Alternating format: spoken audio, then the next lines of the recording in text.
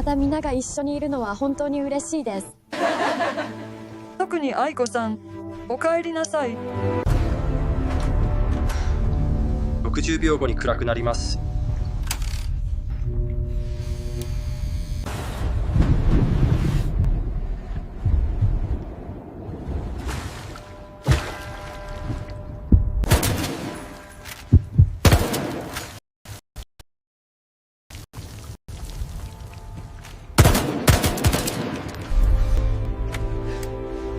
もう安全です。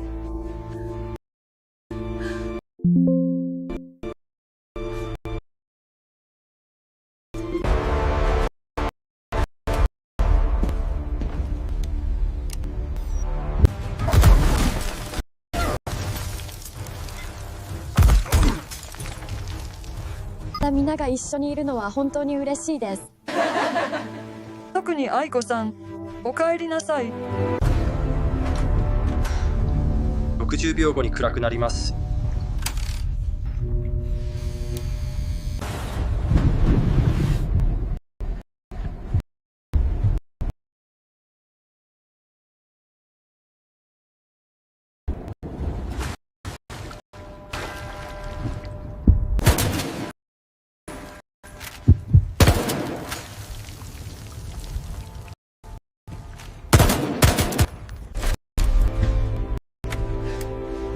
もう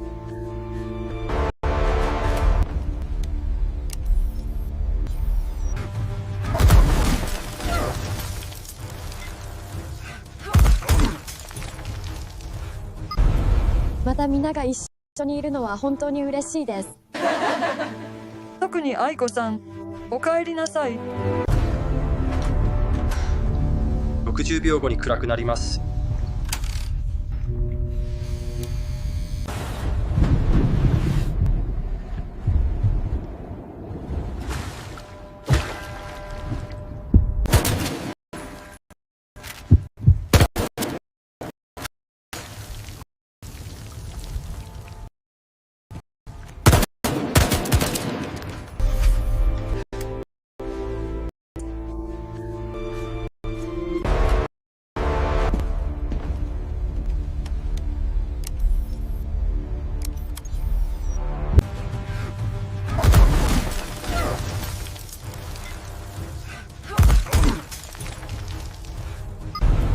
また皆が一緒にいるのは本当に嬉しいです。特に愛子さん、お帰りなさい。60秒後に暗くなります。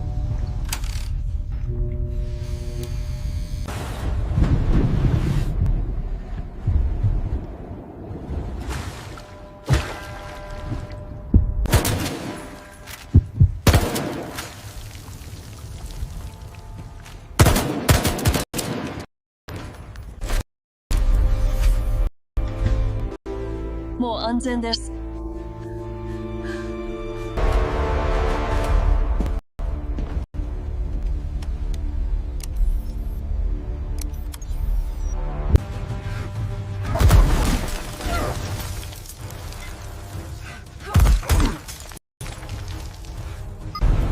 また皆が一緒にいるのは本当に嬉しいです。特に愛子さん、お帰りなさい。60秒後に暗くなります。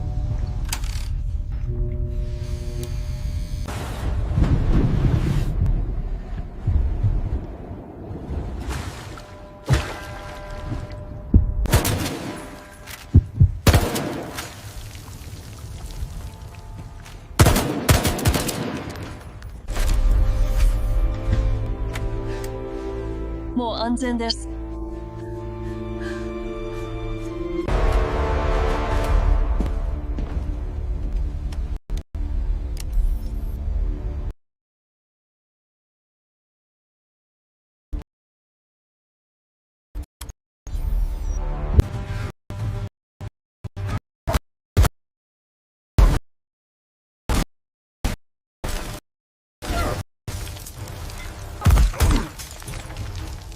また本当に特に愛子さん、お帰り。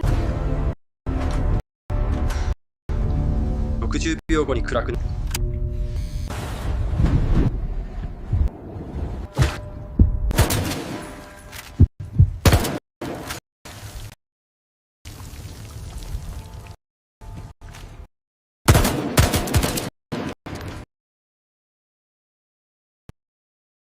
No wonder Anthony Joshua hit Jake Paul so hard in this fight. Many people did not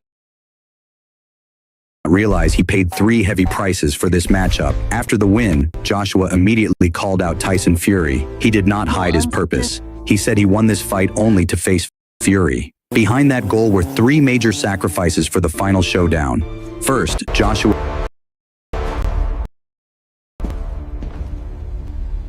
was an Olympic gold medalist and a 2-time heavyweight world champion. Yet he chose to fight a social media boxer. One mistake could have ruined his legacy overnight. Even if he won, this fight wouldn't have been glamorous. Second, after he lost to Daniel Dubois, his commercial value clearly dropped. This fight was a risky gamble. He used internet attention to rebuild trust. The fight with Jake Paul was basically just a way to use online buzz to regain attention. Third, at 36 years old, he had no choice but to train at extreme levels. Early this year, he went through very intense training to stay ahead of Fury. During that period, he suffered an injury and was out for a full 10 weeks. In the fight with Jake Paul, he did not score the knockout until the 6th round. That final punch shattered Jake Paul's jaw. So here's the question. Do you think Anthony Joshua could still defeat a prime Tyson Fury? Share your opinion in the comments. No wonder Anthony Joshua hit Jake Paul so hard in this fight. Many people did not realize he paid 3 heavy prices for this.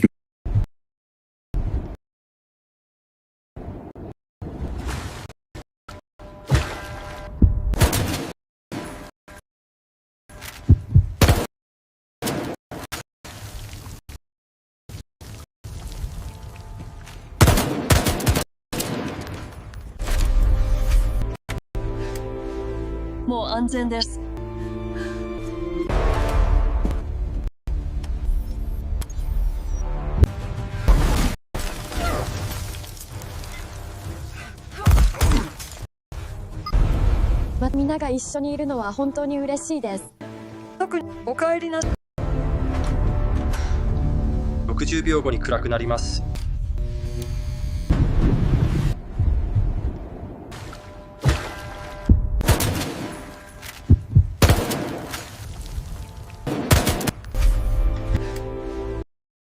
もう安全です。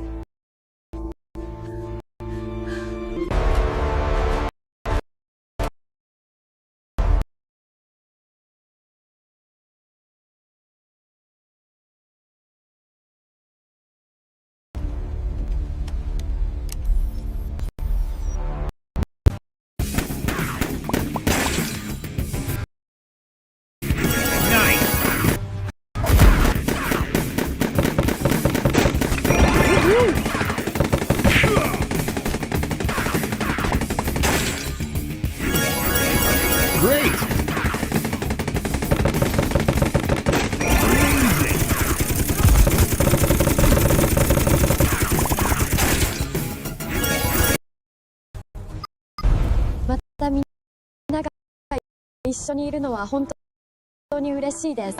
愛子さん、はい。60秒後に暗くなります。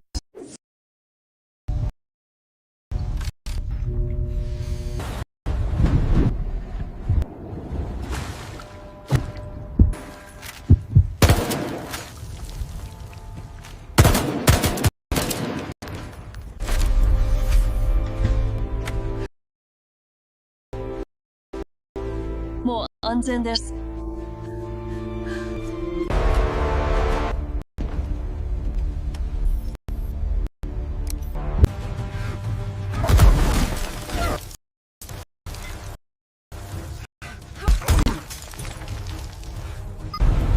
またみんなが一緒にいるのは本当に。愛子さん、はい。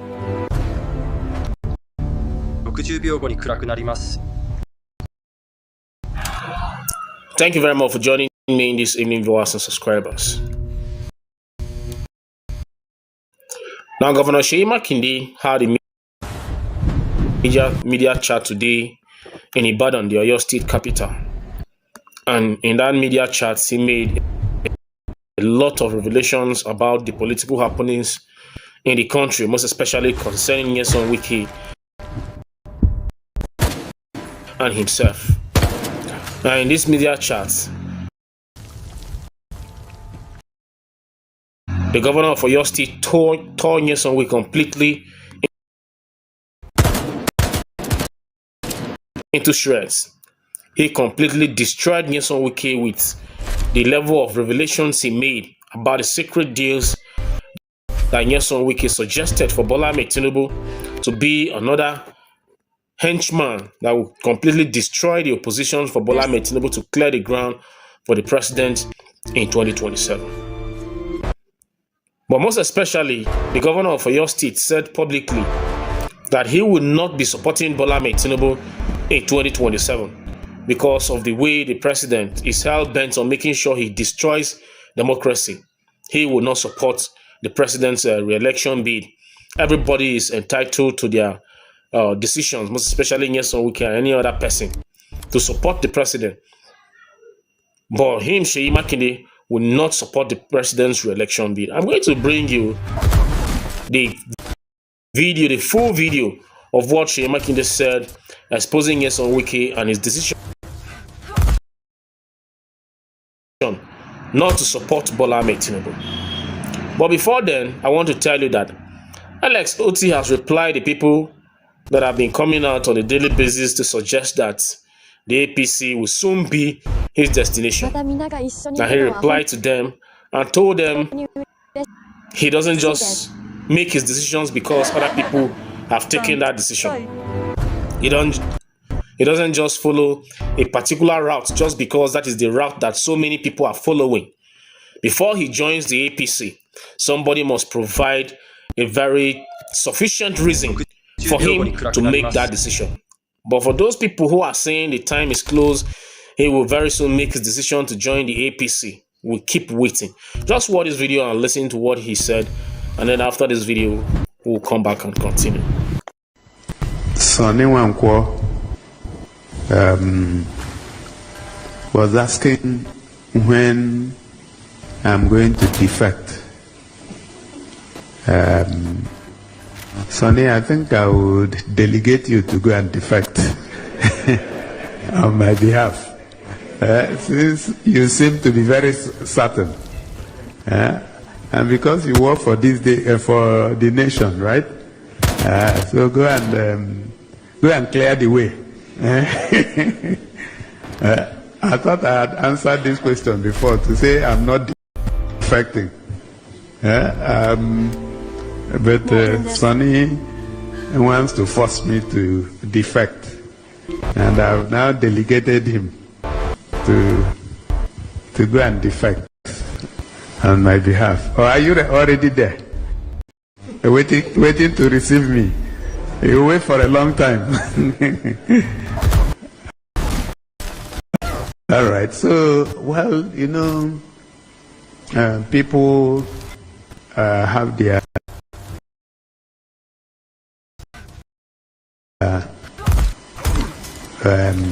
individual opinions. Their circumstances are different. So you don't just take a decision because somebody else has taken a decision. We are not people who do things because other people are doing that decision. And then everybody believes that some people, not everybody, believe that because governors are leaving their political parties to join the APC because they want them to be rigged into power. They no longer believe the former platforms that gave them the popularity with the support of their people to emerge as victors in 2023. I call that the stupidity of the highest order.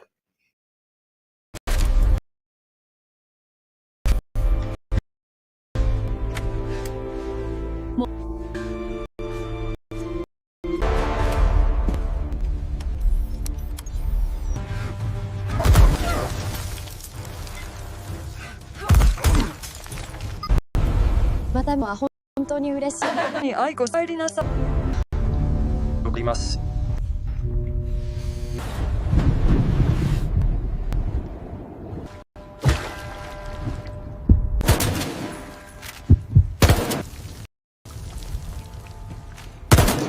Because APC, this party that everybody is jumping and joining, もう安全です。 they had candidates on the ballots with these same governors that contested in other political parties against the APC. But because elections is not about who is sitting at the top, these political parties gave them the platform and they had the support of their people, and they defeated 60秒後に暗く different なります APC candidates on the ballots. That is why they won their elections. So why does everybody now feel that if I don't decamp to the APC, if I don't belong to the APC, I cannot win any election? But for somebody that won his election on a free and fair もう note, 安全です。 that won his election because the people supported him, that person will not make haste or might not even contemplate the decision at all to run to APC. Because that person will believe that it was because of the popularity, 愛子さん、なさい。 because of the love that the people showed to him. 60 The 秒後 people に暗 came く out and demonstrated their franchise for his candidacy. And that is why he will not abandon the people and then give all the glory to the APC as a party to be the major catalyst in 2027 for them to win elections. Because they had the support of their political parties to win against APC candidates. So why is it that now it has become a norm that you must join APC to win any election? So Alex Oti is saying no. Anybody who is waiting for him to join the APC will wait for a very long time, because he has not seen any solid reason. 60秒後 He に has 暗く not なり seen ま any す sufficient reason why he will abandon his political party and run to APC, because he wants to win election. Now let's get back to my first story. Let me bring you the video of where the Oyo State Governor Seyi Makinde completely tore Nyesom Wike into shreds and dropped serious shades on President Bola Ahmed Tinubu. Just watch this video, and after this video we'll come back and wrap up these updates. If you've selected the Minister of Power because you want him to help you organize the APC in Oyo State, he doesn't 60 have 秒 the 後に暗くなり capacity. ます I told the president. He said, no, Sheyi, it's you that I want to help me organize APC in Oyo State. I said, no, sir, I can never help you organize APC in Oyo State because I am of the PDP. 安全です。 So, if we have a government of national unity, a government of national competence, you know, we will have been in a very different environment right now. 60秒後に暗くな And りま let me す just mention again this issue of Wike. This, Your friend, huh? your friend Wiki. My friend Wike. Okay. So this was the exact first contract that Mobile gave to Macron. I was 29. It was $1 million. Within that 1 year, I made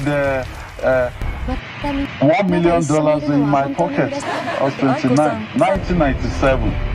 60秒後に暗くなります Wiki perhaps at that time just left. He just left law school, and then his next job after that was もう安全です。 local government chairman. And the trajectory was, yeah, I don't beat anybody. But the real issue 一緒にいるのは本当に is 嬉 that しい I です。 was in a meeting with 60秒後 the に暗く president and Wiki. And I'm saying this, you know, in an open chat. The president's chief of staff was also in that meeting, and a few others. And Wiki said to the president that, well, sir, I will hold PDP for you, you know, against 2027. みんなが非常に嬉しい I で was す。 in shock. さん、なさい。 So we got up, we got to the veranda. I said, Wiki, did we agree to this? I don't like talking about people, and I will not talk about people or talk about events. But I'll talk about the real issue. The real issue is that Wike would like to support the president for 2027. That's fine. It is within his right to do that. But also some of us that want to, ensure that democracy survives in Nigeria. We don't drift into a one-party state, and we want to ensure that PDP survives. It should also allow us to do our own thing. That is just the issue between me and Wike. And I confided in a mutual friend of us after that meeting. And I kept thinking, okay, the president did not ask him, do this for me. He was the one that volunteered that I will do that. So when I was telling our mutual friend, I said, look, maybe he was talking about an errand that the president never sent him. So let's watch, let's engage him. Let's see if he will back up. But he never did. So after he didn't back up, I said, well, now it's time to confront him. Because I told him from that day that I will never be a part of this. And that is why I will not be supporting the president for 2027. Wike can support him, he's within his right. But also, it is within my own right to decide within the political space who I will support or what I will do in 2027. You watched the video, right? In 1997, when he was 29, he got a job with Mobile. And that was where he made his first $1 million, not 1 million naira. And at that time, maybe Nyesom Wike was just finishing his law school. And then he became a local government chairman. What is he saying here subliminally is that Nyesom Wike doesn't have any other means. He had never engaged in business. He never had any occupation. The occupation of Nyesom Wike, the only source of income for Nyesom Wike is through politics. And how has he become rich overnight through politics is because of fraud. So Nyesom Wike cannot stand where he is and talk about anything because he became rich before politics. And then look at what he said about the meeting that he had with President Bola Ahmed Tinubu. President Bola Ahmed Tinubu invited him and Nyesom Wike because he thought he was in the same camp with Nyesom Wike then. So he thought that Nyesom Wike is going to influence the decision of Seyi Makinde and Bola Ahmed Tinubu with his agenda to completely destroy democracy. He told Seyi Makinde, as a PDP governor, to work for APC in the states. But the young man refused. Then Nyesom Wike voluntarily suggested to Bola Ahmed Tinubu that, look, if it is PDP, just forget. I will destroy the People's Democratic Party for you and level the ground for you so that you will not have any strong opposition in 2027. Just leave that work for me. Just leave it for me. I will completely cripple the PDP for you. And that is how the president started reinforcing Nyesom Wike, giving him all the powers so that the destruction of the People's Democratic Party will be materialized. That was their mission. They sat down and discussed about it. And Nyesom Wike voluntarily suggested that he will be an implement for the destruction of the PDP. And Nyesom Wike gave himself, suggested to Bola Ahmed Tinubu that he will be a tool to the annihilation of the People's Democratic Party. So that is why you see everything that is going on in the PDP, the destruction and everything. That agenda.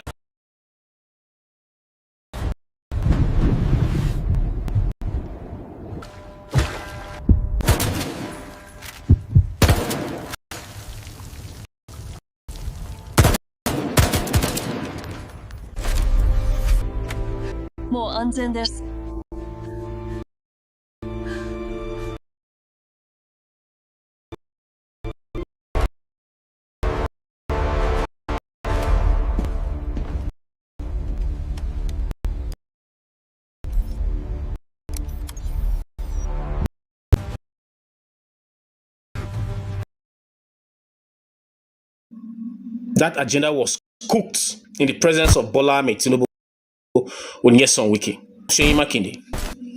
And Seyi Makinde said he was very angry when they came out. He told Nyesom Wike that had never, they did not even speak about that issue. Why would Nyesom Wike give himself as a willing tool to destroy the People's Democratic Party? I don't know if I'm on the right path, but I'm trying to. When this rancor got very, very heated in the People's Democratic Party, he told the PDP that the only way that peace would reign is for a presidential candidate in 2027. Imagine. Nyesom Wike. So this is just validating what Seyi Makinde said. Because for Nyesom Wike to claim that he is a chieftain of the People's Democratic Party and he is coming out to give PDP a condition for peace to reign, and that condition is that PDP will not present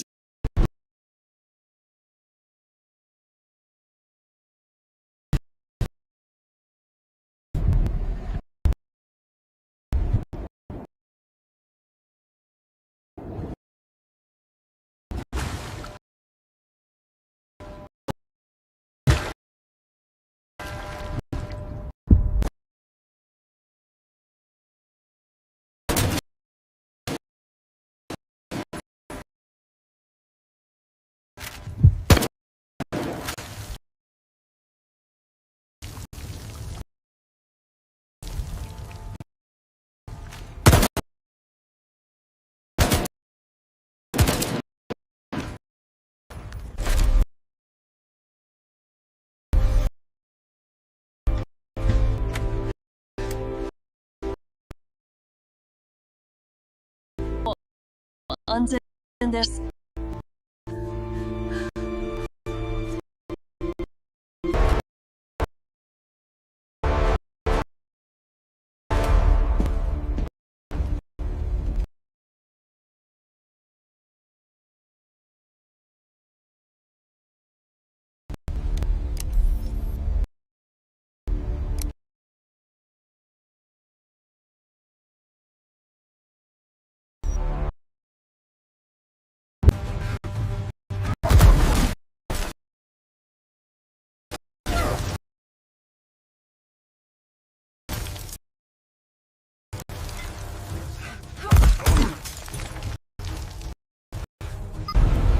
また皆が一緒にいるのは本当に嬉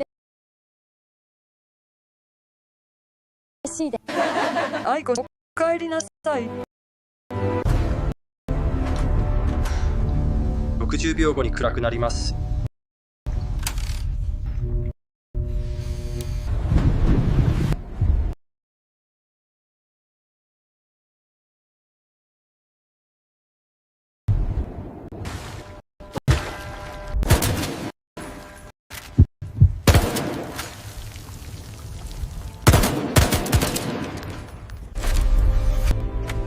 安全です。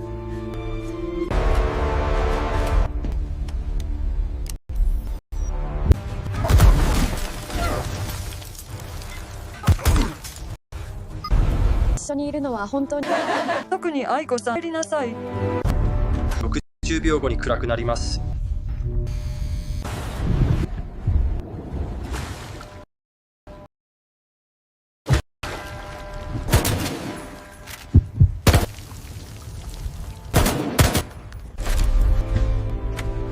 安全です。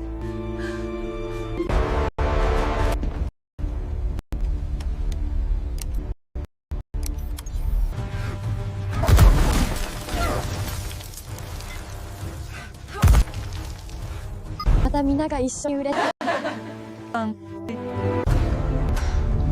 くなります。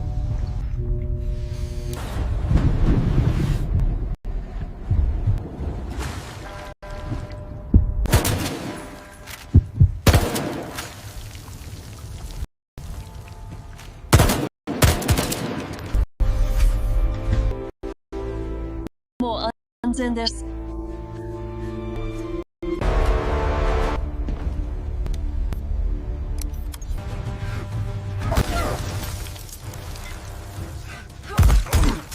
が一緒にいるのは本当に嬉しい。特に愛子さん、60秒後に暗くなります。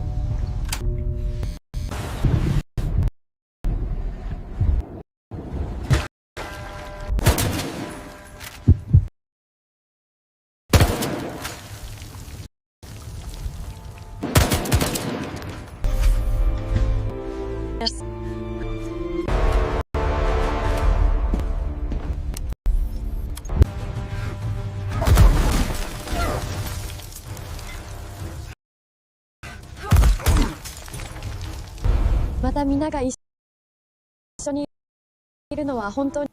特に愛子さん、なさい。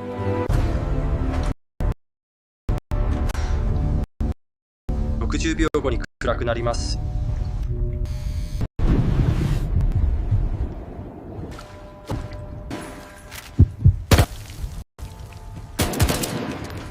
A presidential candidate so that Bola Ahmed Tinubu will have a smooth sail もう安全です。 in 2027. Just validate this point that Seyi Makinde has made in this video, that Nyesom Wike willingly suggested to Bola Ahmed Tinubu, appointed himself to destroy the People's Democratic Party completely, and they are doing that. But Seyi Makinde said here explicitly that he said he will not support President Bola Ahmed Tinubu in 2023, and he will not work for the president in Oyo State. He will not work for the APC because he will not be a willing tool for the destruction of democracy in Nigeria. Thank you very much for watching my videos. Always remember to subscribe to my channel if you haven't. Please turn on the notification bell so that you'll be the first person to be notified whenever I have another update. Write your comments in the comment section so I can hear your thoughts and opinions about my videos, and always remember to give me a thumbs up for my videos. Thank you very much. We'll meet very soon.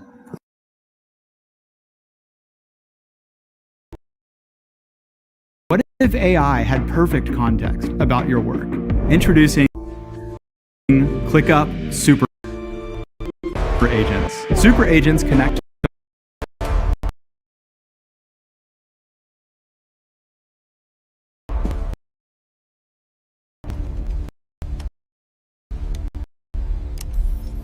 all your files, apps, and data, storing infinite context about your work. Agents then tap into this company intelligence to use the right context at the right time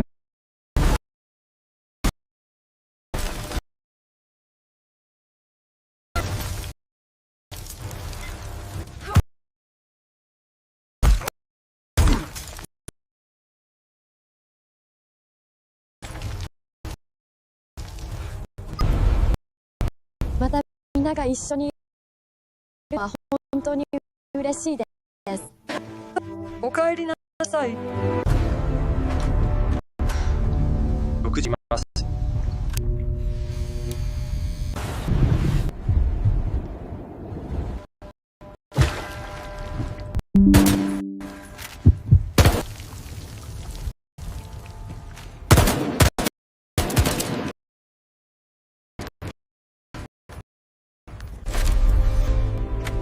もう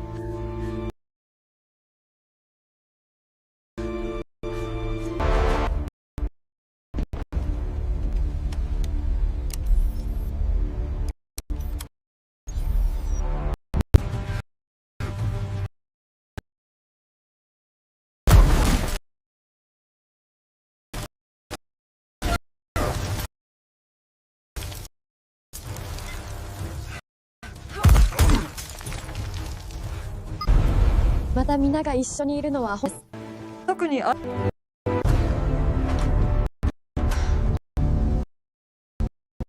60秒暗くなります。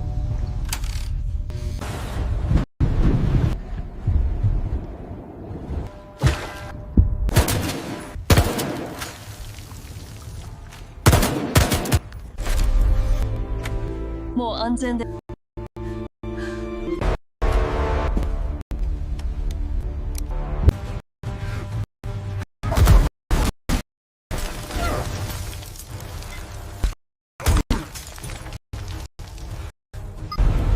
が一緒にいるのは本当に特に愛子帰りなさい。60秒後に暗くなります。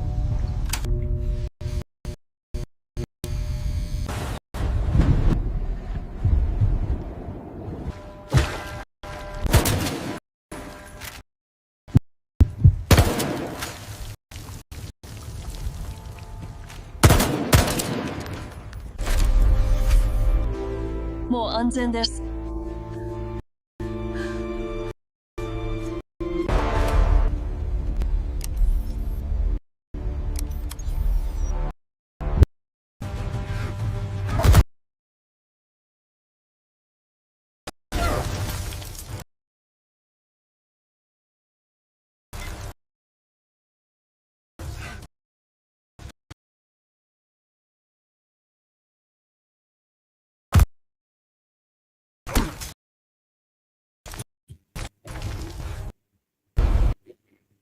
また一緒にいるの本当に嬉しいです。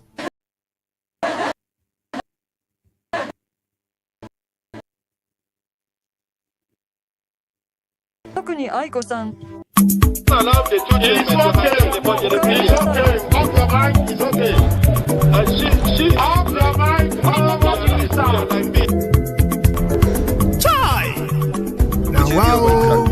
People wey suppose talk truth to power don off mic, and if we talk, na 500,000 they go sama us, call am hate speech. But fear not, Mayegun don come, him go torchlight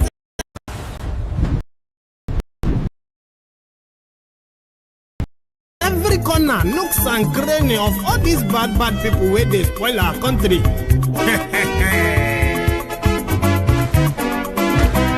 So my people make we loud, yo yo. Mayegun don come, oh.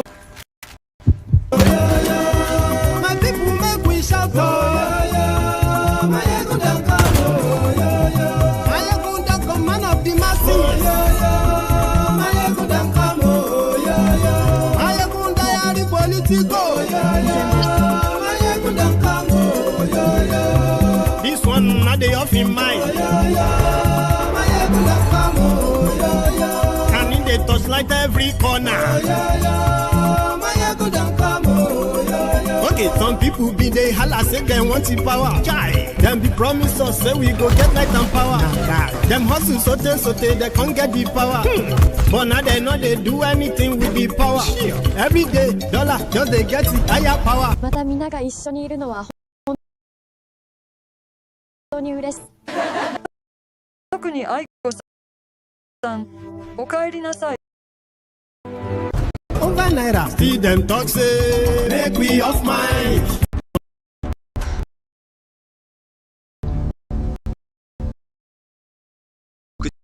に暗くなります。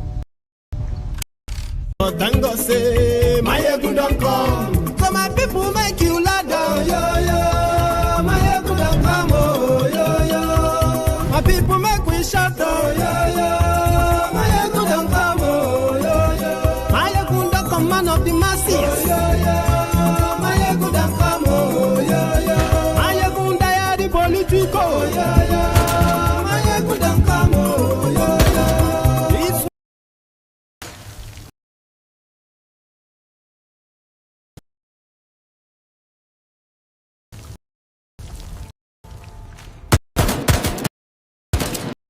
Not they off in mind. Person where they do evil, no one make person talk. Them say that. もう安全です。Mayegun, that man do they talk, he do they talk. Say Mayegun diary, he dey hot like pepper. But every day, then they take money in bulk. Woman picking, they the street, they hawk. Still them talk, say.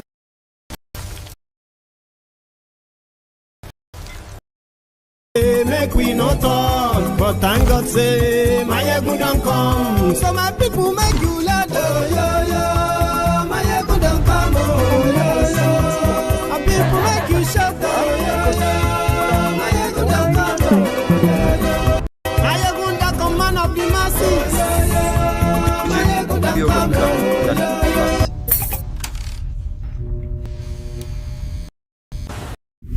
A great way to win more sales is to build out features your market wants. The best way to do this is with a simple survey to your target audience. And you can easily do this yourself with a tool like Bullfish. Let me show you how. For this survey, we chose to use ChatGPT as an example. AI is a really hot space right now. They've got a bunch of competitors popping up. They're competing on different capabilities and features, so it's a good example for us to start with. So let me jump over to some of the results that we had initially. So we asked respondents, which features would you like to see in the future version of ChatGPT? And we gave them different options to choose from here. And you could see them laid out from left to right: proactive suggestion of questions and prompts, more catered response personalization based on the user, integration to third-party tools that you already use, organized cited sources for response details, and lastly, fast and easy way to fine-tune your model based on your own data. So you can see what takes the cake here is the proactive suggestion of questions, prompts, and topics. And these respondents were all selected based on their active use of ChatGPT thus far, which I'll dig into in just a moment. But first, I want to show you some of the ways that you can slice and dice this data. So I'm going to pull up one of the screening questions that I had here. First, I had one screening question, which I'll show you in the native dashboard, which weeded out those who actually knew what ChatGPT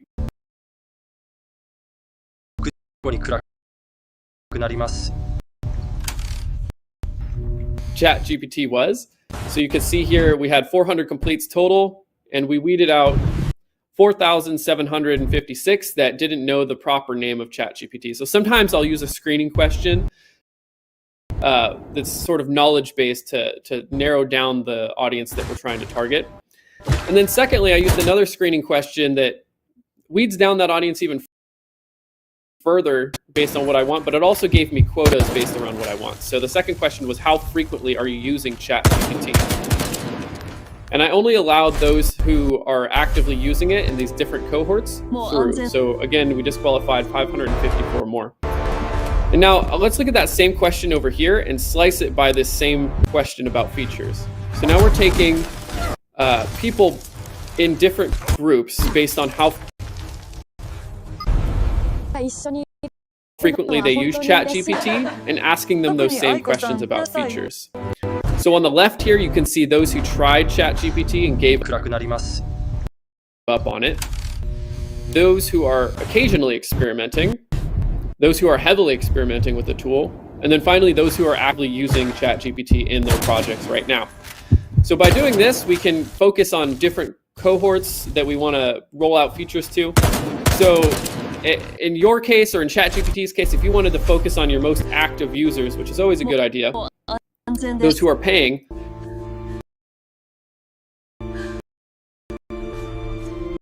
you're going to want to emphasize on the features that they're talking about. So those that are constantly using this for products or for projects already, they really want to see the proactive suggestion of questions and prompts and topics more than any other group, believe it or not. And they want to see more catered response personalization as well. What's interesting to note, and this is, this video is going to be obsolete in a few weeks just because there's so much competition constantly changing. Bing already has their version of search that's tied into AI search, as well as Google's going to do the same thing. And they're pushing to do organized cited sources because there's been rumors that that might be a really big thing that people want to lean on. But what you can see here in the data is those who are actively using this don't care as much about that as they do about these other things. So if OpenAI wanted to prioritize the feature, they might want to lean more heavily on this and less on this. Granted, they're in a unique situation because they've got the partnership, Microsoft ownership, so it might be a little different. But you can still see, how this could apply to your business. If you wanted this to roll out features based on your power users, you can also see how you could use it to prevent churn. So if you wanted to say, okay, why are we having so much churn? Which features do we need to prevent that? You can look at this group over here. So these are those that tried ChatGPT and gave up on it. And you can see the majority of people are giving up simply because they don't feel like they're getting personalized responses back. What ChatGPT can do with this information is they can figure, okay, we need to do something about the product or the layout of the response formatting that's going to give users more personalization back. For instance, right now it's a blank prompt, so you can say how to do anything, how to ride a bike, for instance, and it's going to give you that response, but it's not going to be personalized because quite frankly, I put a very broad prompt in. And that's part of the issue is, and people know that you need to, some people know that you need to put something very specific to get a more specific response. But a lot of people don't know that. And even the people that do, might have trouble getting the right prompting in to get the right answer back. So what could ChatGPT do to alter that experience? Well, maybe they could have some specific fields that they need to have entered. Maybe there's some initial data that they need up front that can be entered. Maybe there's a different way to do this other than just a straight prompt where you've got a blank slate to type into. So you can see how this can be useful for different types of feature prioritization, whether you're trying to retain your power users and get them to spend more, or whether you're trying to prevent churn and create a better acquisition for your business. Now let's jump back over to the native dashboard so we can analyze this a little bit further. Something I like to do is always ask open-ended questions from those same respondents. And here you can ask different things. So I asked, what is the most interesting thing you've done with ChatGPT? And you can see the responses in here are pretty interesting and pretty varied. And if you wanted to segment this by those who are power users or those who tried it and gave up on it, that could be really useful for your business depending on exactly what it is that you want to analyze. You can also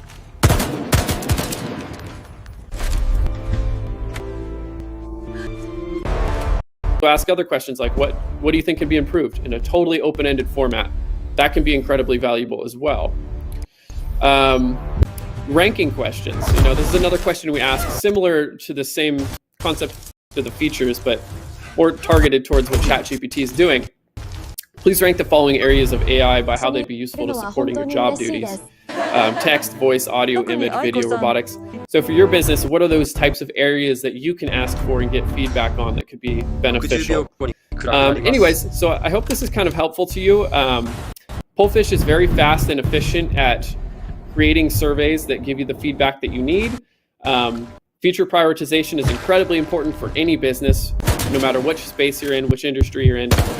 All you got to do is go to pullfish.com and you can type in an initial question that you have, and our AI will draft a rough survey for you. And then you can take that into our survey builder, edit it as you need, target the specific consumers that you need to target, and get some really good qualitative data back, or quantitative and qualitative data back. And if you have questions about how to target, feel free to reach out to us. We've got a lot of different ways to target demographically, and we are heavy believers in using multiple screeners to select the specific behaviors and attitudes and opinions of people so that you can get that exact audience that you want. For instance, if you wanted to target people that have used specific products within the last 6 months, you can just ask that and narrow it down from there. So I hope this is helpful to you. Go to pullfish.com and give it a shot. Thank you.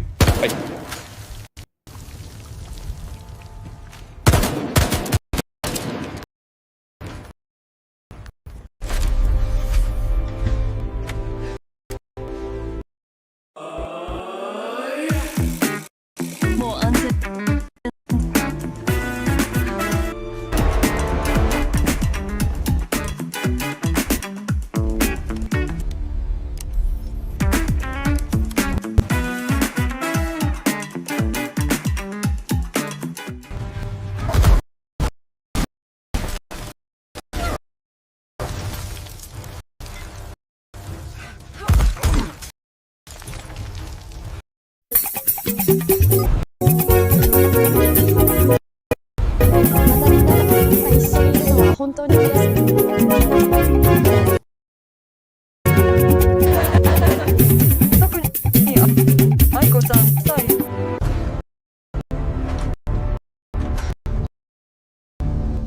秒後に暗くなります。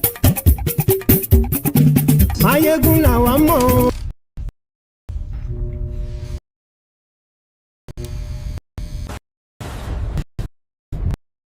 làwọn tó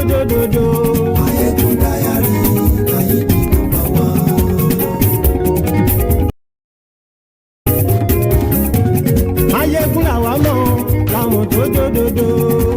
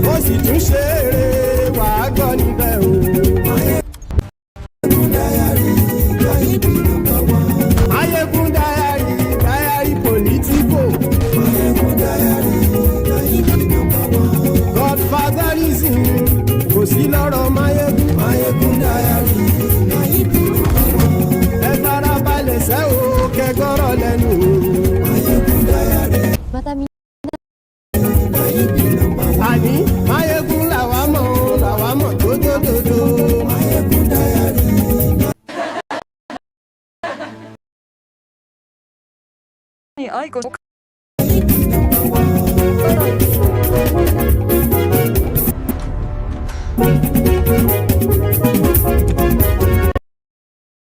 秒後に暗くなります。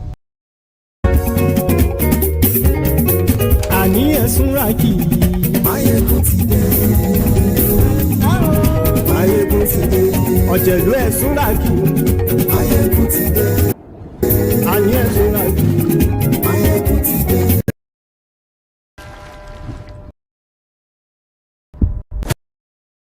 Lórí Facebook. Máyégún ti dé. Àní ẹ̀sùn ràkì. Lórí YouTube.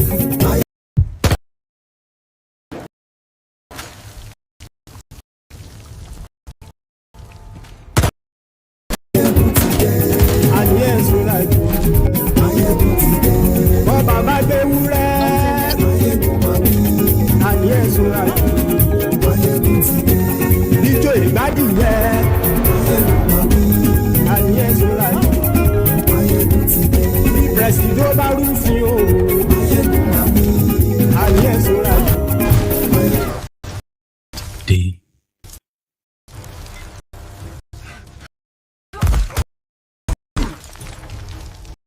Hello there, brethren. Good morning to you. Good afternoon to you. And good evening to you from wherever you are joining us. It is Mayegun live. And thank you very much for joining me. Yeah, we have a lot of catch-up to do, but we won't start with a catch-up tonight. After reading the caption of the broadcast, remember, read the description of the broadcast as well. Like it, share it, invite your friends, invite your not-so-friendly friends, and tell them to join us. So compliment of the season to all of you in the Temple of Truth tonight. So we are starting from the scuffles between two former buddies who have now become, well, at least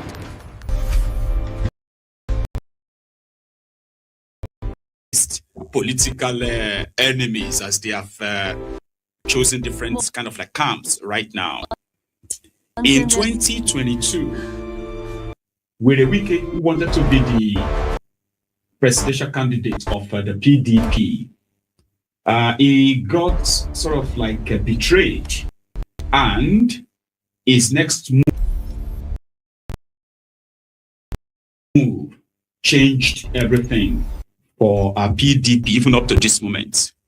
First, Wike himself, being a governor at the time, was able to convince, other 4 PDP governors to pitch their tent, betray their party, pit their tent with the APC presidential candidate, and that's Tifnumbu, with whatever they were promised, I don't know, until when Tifnumbu came to power. Wike became minister, and then Solo Makinde Ibadan, Sheyi Makinde, decided that they've had enough. Tifnumbu is a disappointment.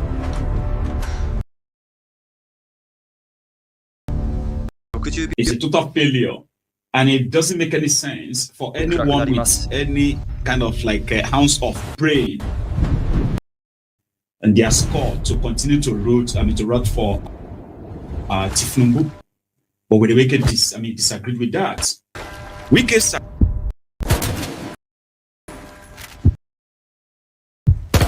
agenda, now that Solo Makinde is making us kind of like realize this is possibly what many people already projected or speculated or already knew. But coming from somebody who was part of the entire scheme plan, indeed could be a little bit, refreshing, because it's always going to come to light anyway, right? Solo Makinde, who joined the G-string governors, they were called G5 governors. I call them G-string governors because they were just pure, as useless as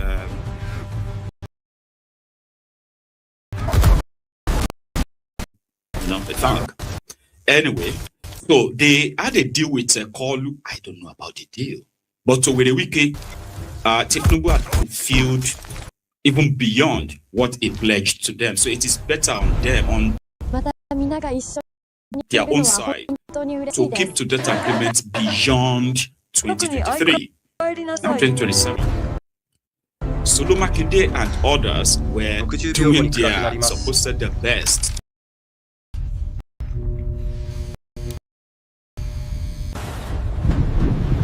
to rearrange the party, while Wiki kept doing all he could to ensure that the party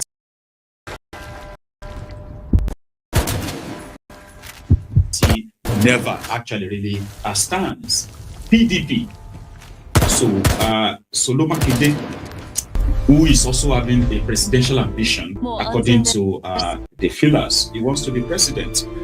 And he feels like he's qualified to be president of Nigeria, you know, not now that Tinubu is running a sectional government. He didn't put it that way. We'll get to that part. A sectional government, an incompetent government that is taking Nigeria nowhere, a government of no purpose. It won't make any sense for anybody to continue to defend such a government. So these and others are considered as the reasons why the former two jolly good fellows, you know, partners in crime, have now become, sworn enemies. But where is this headed? We'll find out. So let's start with Solo Makinde's presser. He called a media chat, like with a weekend. He called one in Ibadan today, where he answered questions about almost everything, including the country, Tinubu and others. But you're not going to hear all of that, right? We're just going to make out the specifics and deal with that. So thank you so much for joining me. Remember, right, if you haven't really shared this broadcast, please do. It's a reminder, okay? Like it as well, right? I appreciate you being here, and I hope you do appreciate me being here too, right? So let's get started. Makinde. Oh, hang on. Before I even kind of like delve into it, so Solo Makinde has made us realize that there was actually a meeting. They had a meeting concerning Tinubu's plot. And Tinubu told him that a lot of other people are already joining him. So meaning Solo Makinde and others should possibly join. And he said, no, I won't be joining. And then it was like, you've appointed somebody to come and help you organize APC in Oyo State. That is the Minister of Darkness, right? That he doesn't even have the capacity to be governor or to organize APC in the state. And Tinubu threw it to him straight up and said, no, I'm not expecting Bayo Adelabu to fix APC in your state. I want you, Sheyi, to fix APC for me in your state. You know, that kind of a mafia move. You can read it, right? Mafia move. I know you are in PDP, but you are my own. And like we work together. In 2022. So this time around, I trust you. You will do it for me. That means it doesn't matter if you are like in the PDP. That he rejected that according to him. But with a wiki pledged to do exactly what we are now witnessing, right? So let's see, you can find kind of a brief us. Let's start with this. We are just to support you. However, let me say this. If you've selected the Minister of Power because you want him to help you organize the APC in Oyo State, he doesn't have the capacity. I told the president. He said, no, Sheyi, it's you that I want to help me organize APC in Oyo State. I said, no, sir, I can never help you organize APC in Oyo State because I am of the PDP. So,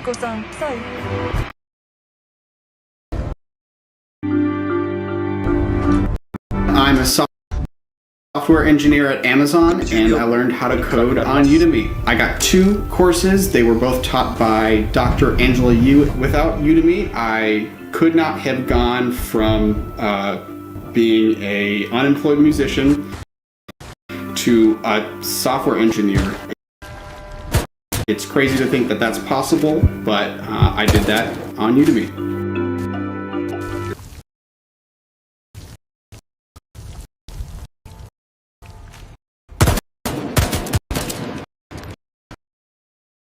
I learned that ChatGPT works best with detailed prompts, but I hate typing them. So instead, I dictate them using WhisperFlow while walking. When I'm walking, my brain just works differently. Ideas start pouring out. But ChatGPT's native voice dictation can't handle my stream of consciousness rambling. WhisperFlow cleans it up instantly. Here's what I'd type if I were at my desk. Here's what it looks like when I dictate to ChatGPT. And here's what it looks like when I dictate to ChatGPT using WhisperFlow. Rich, polished, perfectly structured prompts that unlock ChatGPT's true potential. The outputs that I get from these WhisperFlow walking sessions, night and day difference. It's like I went from chicken scratch notes to a client-ready draft. The best part, I'm getting a ton of work done while also getting my 10,000 steps. Try it and I bet your best work will happen on your next walk. Get WhisperFlow free.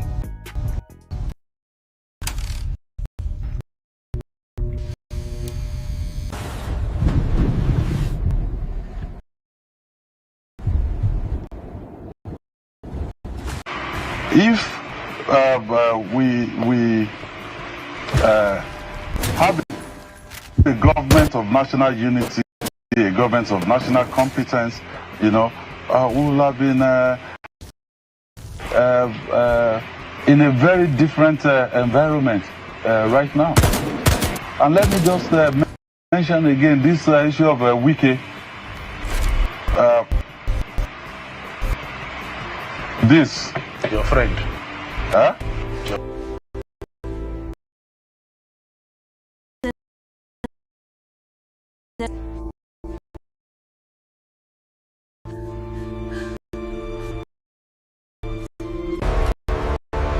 Friend Wiki. My friend Wiki. Okay. So this was the exact first contract that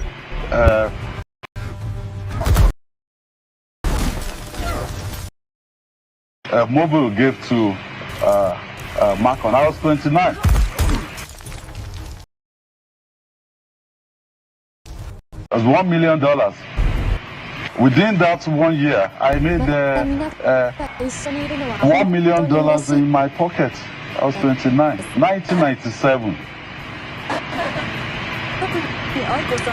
Wiki perhaps at that time just left. He just left.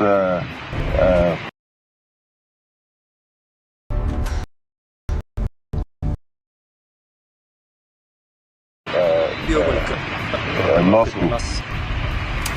And then his next job after that was local government chairman. And the trajectory was, I don't beef anybody. But the real issue is that I was in a meeting with the president and Wiki. And I'm saying this, in an open chat. The president's chief of staff was also in that meeting, and a few others. And Wiki said to the president that, well, sir, I will hold PDP for you, against 2027. I was in shock. So we got up, we got to the veranda. I said, Wiki, did we agree to this? I don't like talking about people, and I will not talk about people or talk about events. But I'll talk about the real issue. The real issue is that Wiki would like to support the president for 2027. That's fine. It is within his right to do that. But also some of us that want to, ensure that democracy survives in Nigeria. We don't drift into a one-party state, and we want to ensure that PDP survives. It should also allow us to do our own thing. That is just the issue between me and Wiki. And I confided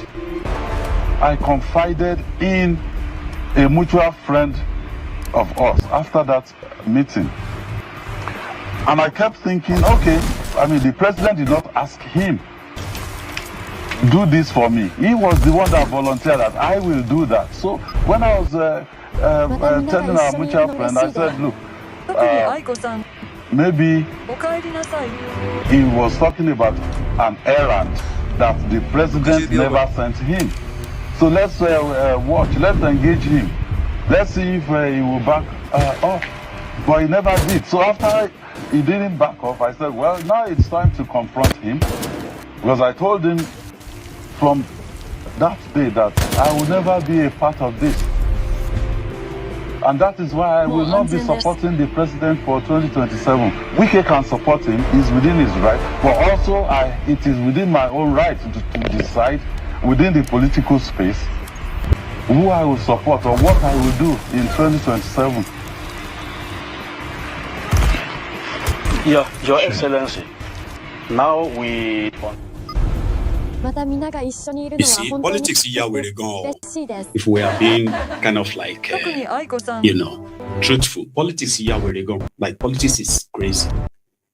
And Nigerian politics is like, even crazier. Do you get what I mean? There is no ideology. No, there's no ideology behind all these political parties.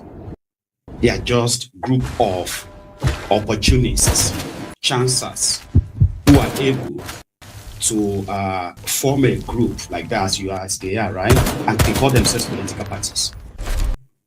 Their political parties in Nigeria is mostly defined by the intention or character of whoever they call their leader at that time. So there is no real ideology. In 2022, 5 PDP governors, after Wike got beaten at their own party primaries, presidential primaries. He was so enraged, he was mad because, they played in politics. And the party discipline, the party loyalty, the stuff that ordinarily they will tell you we are different from them, all of that didn't matter anymore. What was most important at the time was their interest. And what was their interest? What was the end goal? They premised their own advocacy then on Southern presidency. The Southern Nigeria must produce its next president. He must be the next Southern this or that. Yes. Well, within that space, all of them ignored the fact that they actually pledged to work against their own political party for a different political party simply because one of them lost presidential, contest. Or presidential primaries contest. I'm saying this because then it made sense to people like Wike. That's for the interest of. But now it's not making sense to him anymore. For God knows what. But politics again. She is from the southern part of Nigeria. Tifnubu is from southern part of Nigeria. So the argument of southern presidency is no longer tenable. So what would Sheyi at this point ask for now that Tifnubu is probably already in power, so to say? So what is that thing that missed in between them? You can't really tell. But right now, saving PDP that they couldn't save in 2022, 2023, saving it now. I mean, the same PDP, Sheyi and others contributed in destroying, because they all did, right? And then it didn't matter. Whatever happened to PDP, it didn't matter. Maybe we'll come back and rebuild it, because they believe they had the power, like, you know what?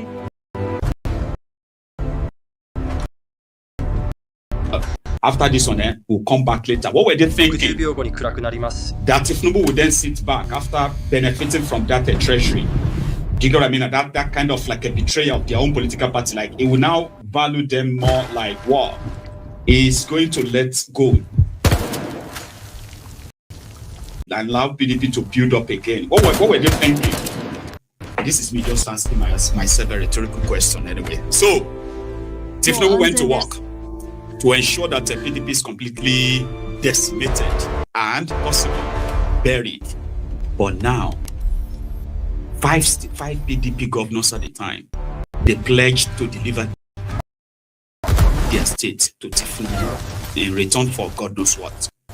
Where Wike did, and then I think Solomakide also did, to ensure the others, the three others, Plateau State of Bottom, Enugu of Ogwai, Ikpeazu of Abia, they couldn't deliver, of course.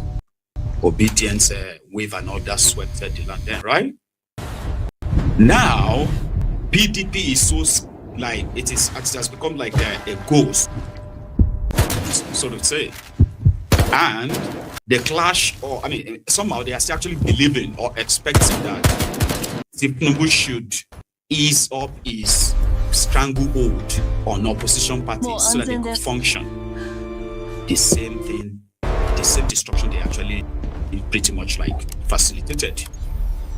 So here is Makinde asking Tinubu to call his minister to order. Which one? The one that signed 8 years contracts of ensuring that if PDP survive that 8 years, that means they can die because they won't survive it. But yeah. At TD, we serve our customers in over 80 languages, even the ones you're still learning. Hola. Hola. ¿Cómo puedo ayudarle? See? Plus, get up to $750 in value. Start by opening a new eligible TD checking account.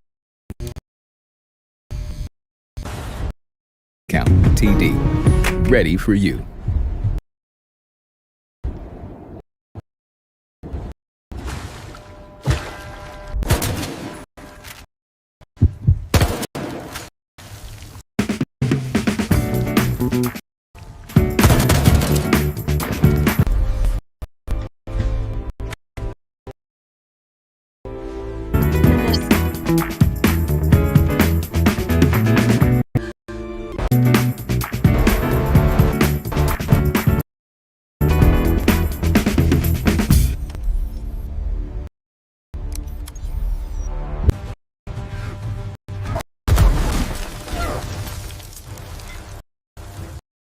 But yeah, not without a fight.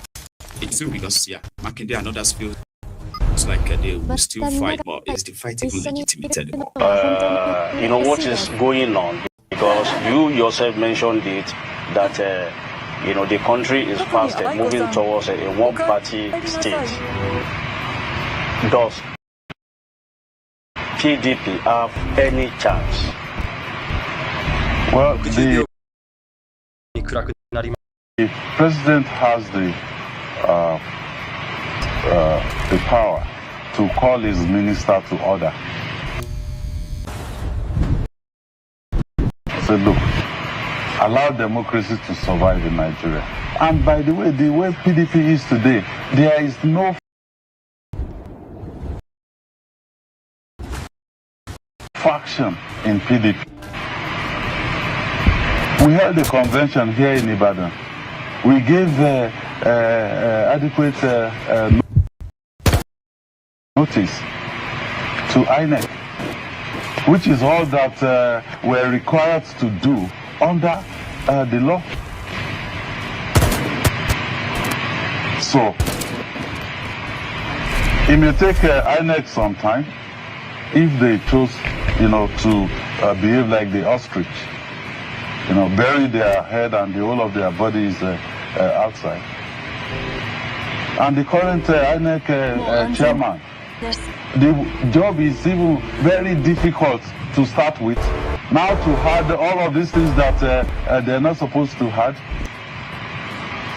They basically, this meeting that you said they called the two factions together, they played our people. They invited them and said, we want to engage with the leadership of PDP. And then they got there and found out that they called the Anyanwu and Co. I said, that's even silly to start with.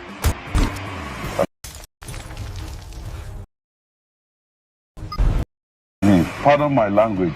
Sometimes when I get upset, I can speak off. No. So let me finish with Shina. So why did they not call Damagun? Maybe it was Anyanwu that was the secretary when Damagun was there. Yes.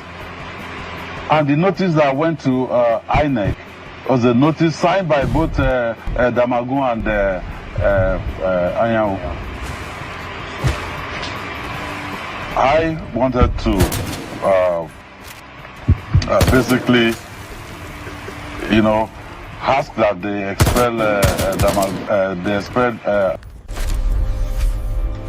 Anyanwu at the neck. But people, leaders came and said, look, let us not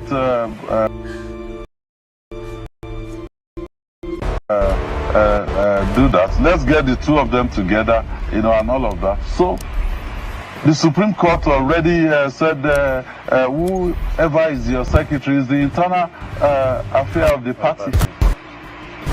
There's a Supreme Court judgment on SDP how many days ago saying exactly the same thing. So we had a proper convention here, and Wike and the rest of those people were expelled, and they've been expelled. Even if the court says, look, the convention is not valid, which I don't think is possible, because up to the Supreme Court already said, look, internal affairs of the party is internal affairs of the party. So they can only delay.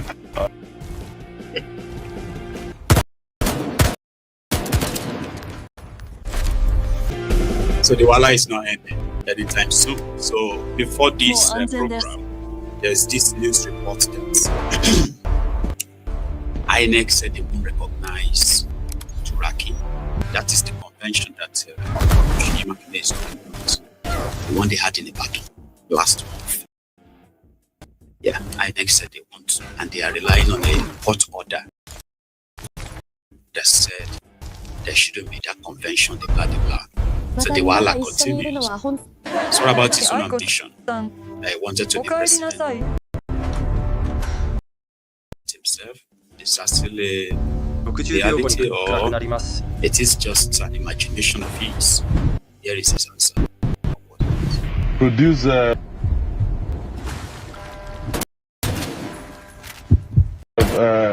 Baba Falai and Shinkafi, and the environment became instantly competitive.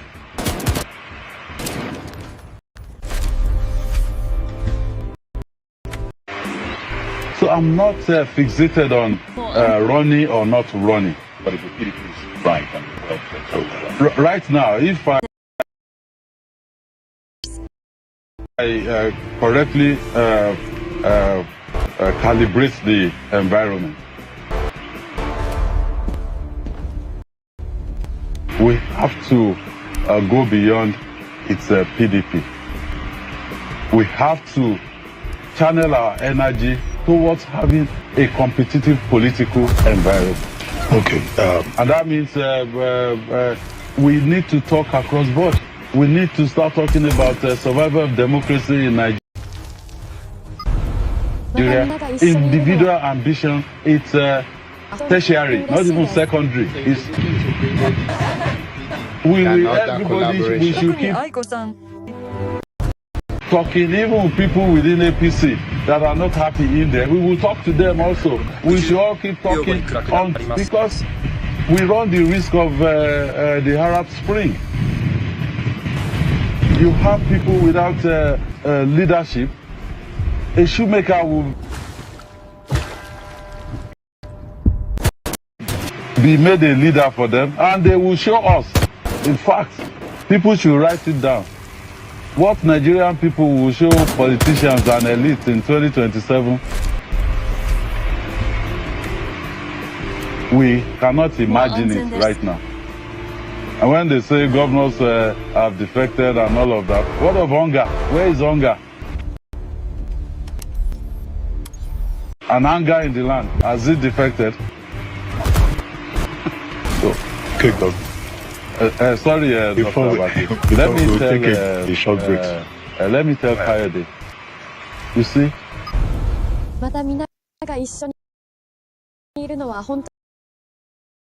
Listen, it's called Connect Team, and it's insane. I don't do schedules timesheets manually anymore. And it works? Oh, like you wouldn't believe it. My team puts in their availability, I click auto schedule, and boom, there it goes. No more Excel, no more phone calls, no more group chats.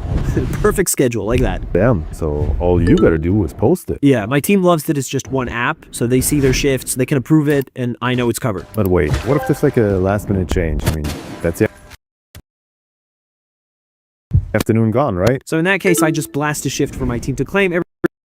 Everyone sees it, and I just assign the first one to pick it up. It literally takes 2 minutes. I'm telling you, it's all in the app. So they clock in.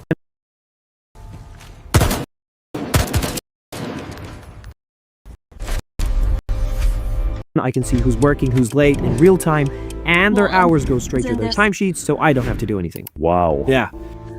I'm embarrassed to say, I used to spend 3 days prepping timesheets for payroll. Now it takes, what, half a day tops? Nah, I gotta check this out. You should.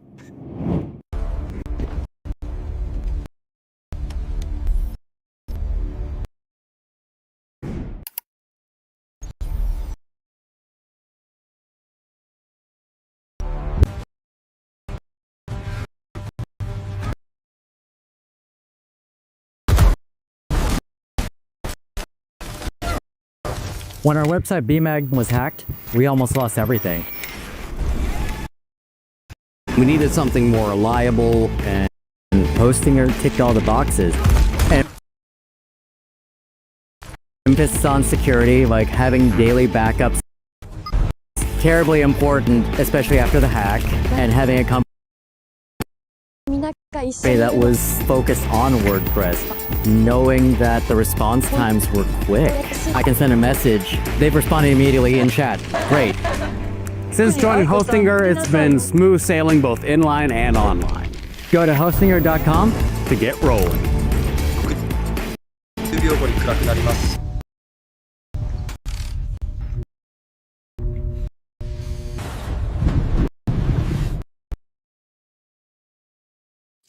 So his question is that as hunger and anger in the land, they also defected? Have they come to APC? Possibly. It will shock you. Say, with these APC rogues and criminals and the level at which they have institutionalized this poverty thing, right? To weaponize it, right? Weaponizing poverty. You will be shocked that the anger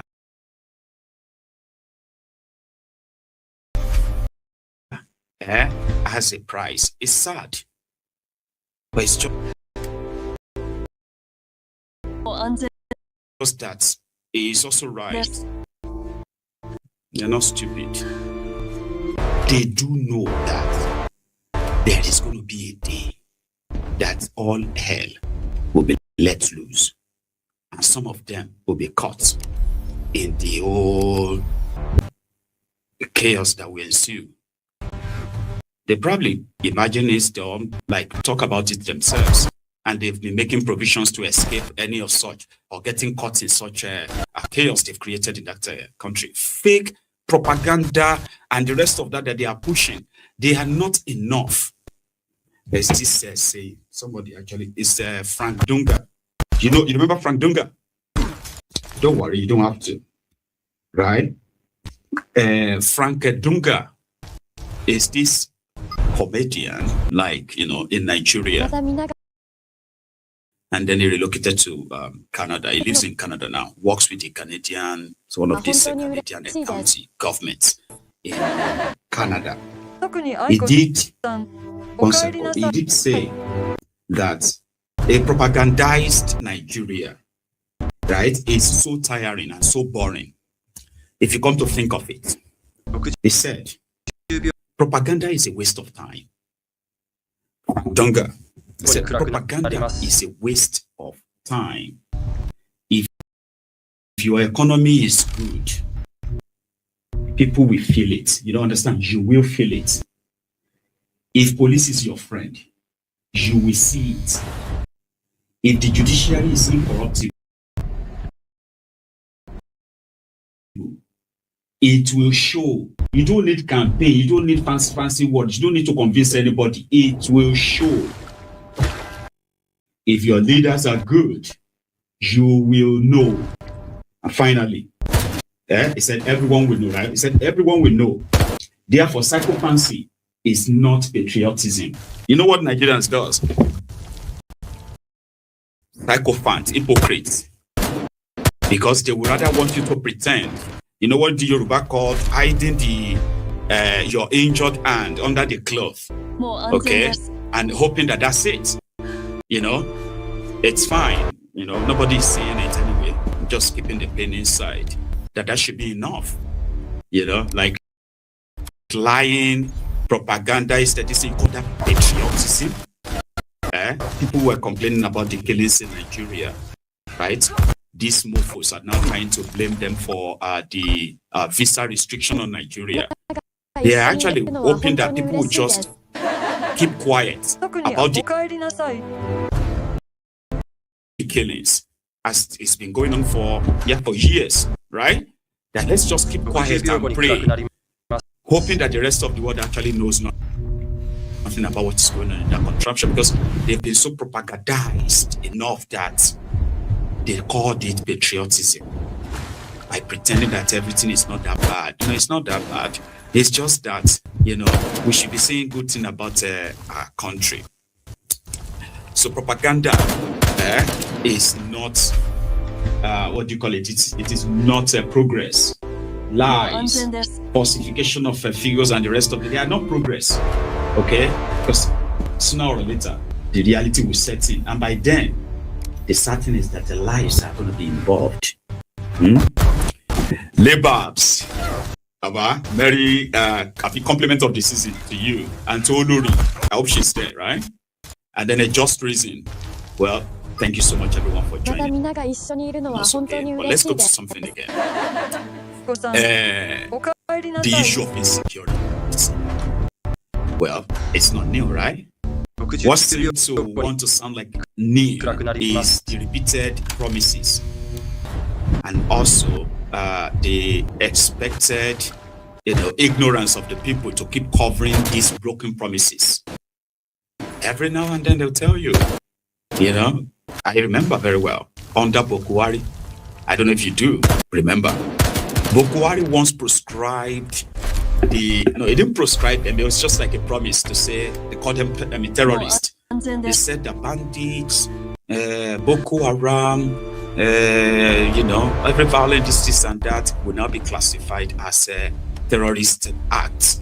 So if you are caught kidnapping people or killing and all of that stuff, so you get like it's going to be act of terrorism. Only for the same people who promised to go after terrorists killing people to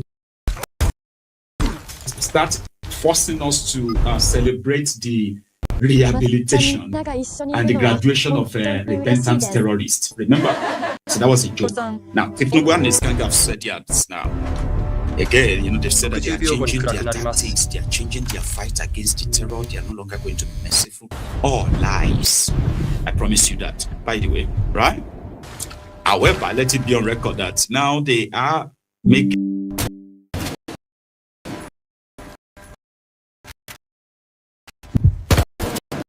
a pledge that I can't allow you to actually believe, but at least you're going to hear it among many of those lies.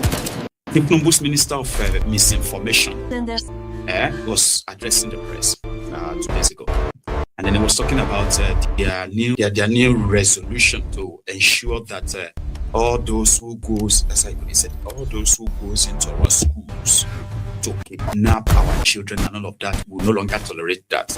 If you do it now, you're going to be charged for terrorism. And this was after they claimed to have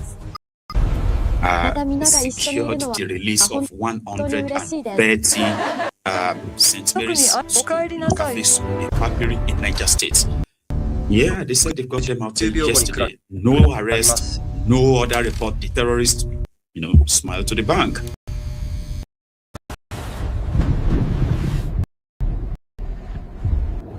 I remember that Rebadom actually said the children were fine, but that's the arrangements. Now they are saying if school children are kidnapped now, they will treat it as terrorism. I think I heard it right. Something like that. It's actually more ridiculous. So I've got more. But here, Tifnumbu's minister of misinformation. Most internationally wanted criminals, the ISWAP head residing in Nigeria, has been captured through the coordination of all the security agencies and those also in the intelligence community. Don't forget that Abu Bara was captured a few months ago, and he was also presented to the public by the National Security Advisor and other security chiefs. Now, this is one of the most wanted terrorists on the African continent, and he was captured through the coordination of our security forces. Remember also, this was someone who had a large sum of money put on his head by even the Americans to capture him and bring him to justice. As we speak today, these gentlemen, together with his chief of staff, are having their day in court, and they are going to get justice that befits them. Let me clear about what this means. That henceforth,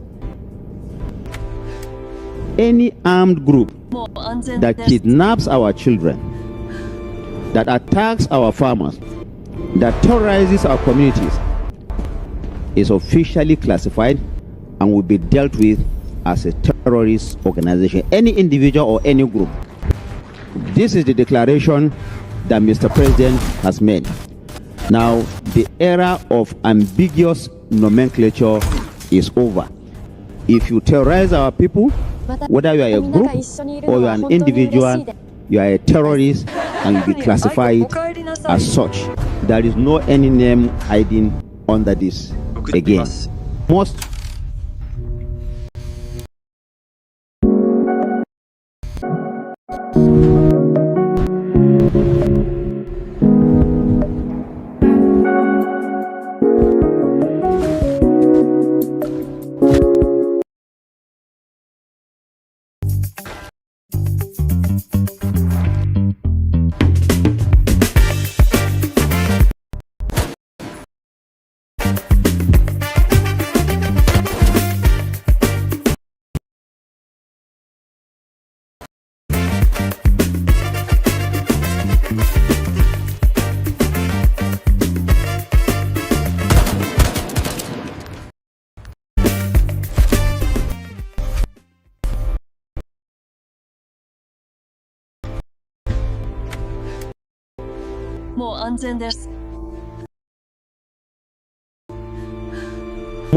international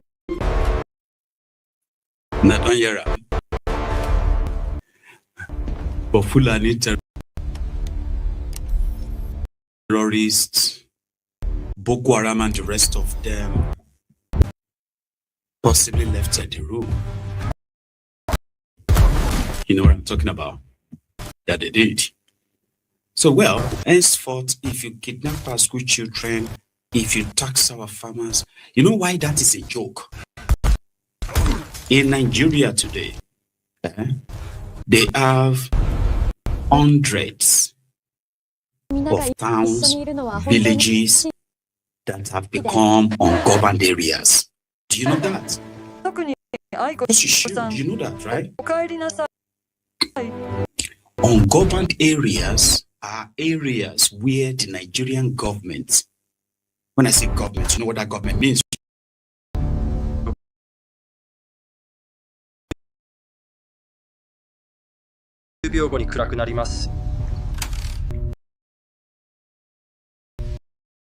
Right? The police, the military general, the military, the DSS, the security agents and the rest of them, they have abandoned those areas. They no longer go there at all. And how about the people living in those areas? Those who have not escaped to one refugee camp elsewhere, far away from their homes, right? Those who are too old to go anywhere, they remained as slaves. Yeah, slaves to these terrorists. I mean, they are actually paying taxes You understand that, right? Like there is evidence of that everywhere. Terrorists are issuing tax receipts to these Nigerians trapped in these areas called ungoverned areas. Nobody even they go there at all. Inside Nigeria, under this APC. So those are the areas that they should start liberating. Don't you think? I mean, they go to those areas, liberate those people, ensure that they no longer pay taxes to these terrorists. Right? 22 different terror groups with the combination fight force. I mean, what do you call it? Terrorist force. Fight. 特に愛子さん、国際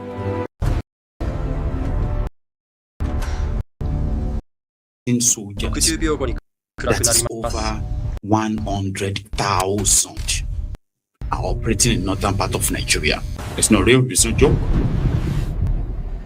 The same criminals here in government have told us the reason why they couldn't really go after these terrorists, because civilians they've mixed with the civilians. What they are telling you is that those areas, right, they are making you believe that those people willingly, voluntarily welcomed terrorists into their communities and paying taxes to them. That's the impression they give you. That is the impression.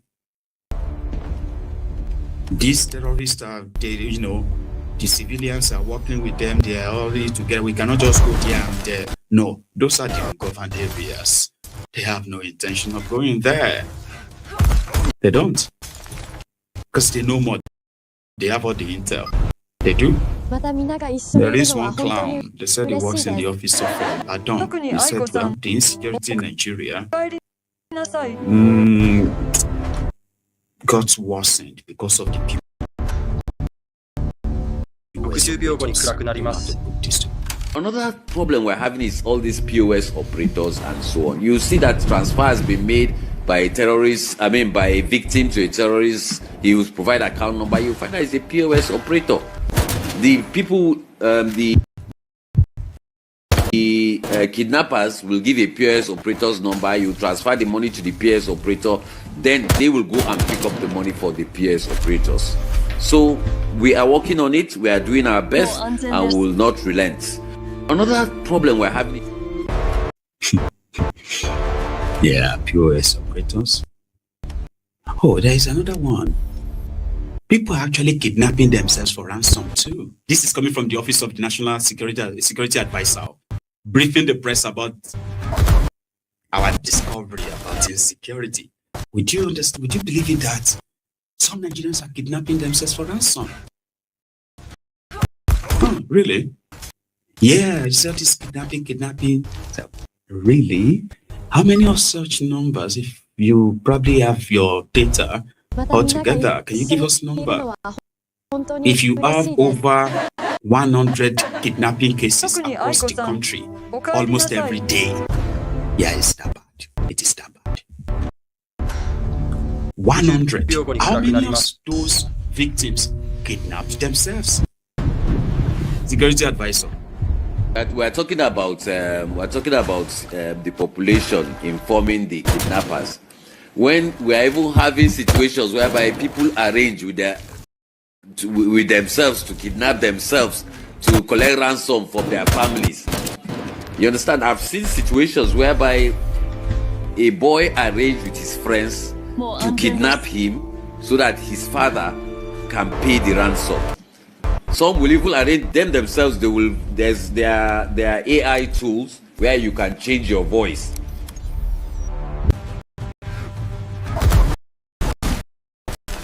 You say you've been kidnapped, ask for the ransom, you pay yourself, and then you react. Appear. So I think there's a need for us to resuscitize the population. Jambo. It is like Who should I pick? It's like the head of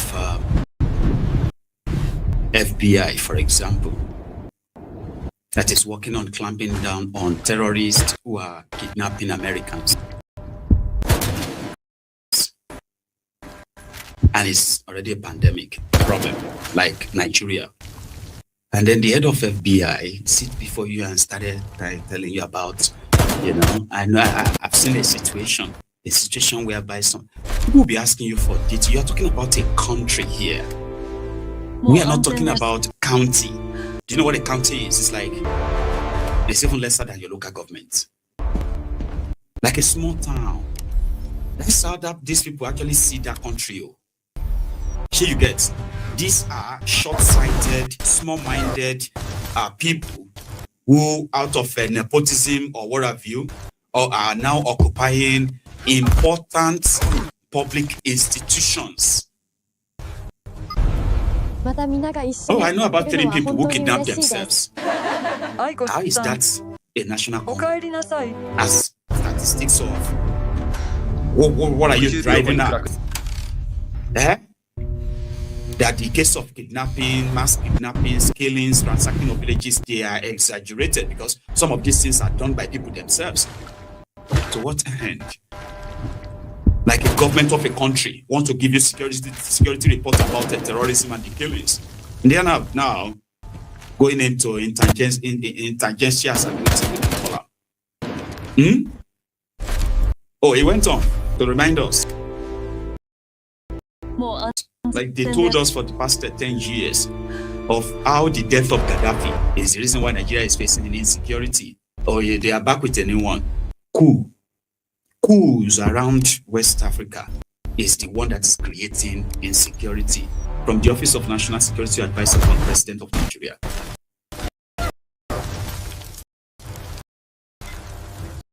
Voice is simply faster, more natural, and more flexible than typing. He said he's voice-pilled, and I can see why. Whisperflow delivers what Reed calls the future of AI interaction. Here's how it works. Instead of typing, just talk. Whisperflow cleans it up instantly. Reed explains that voice is iterative by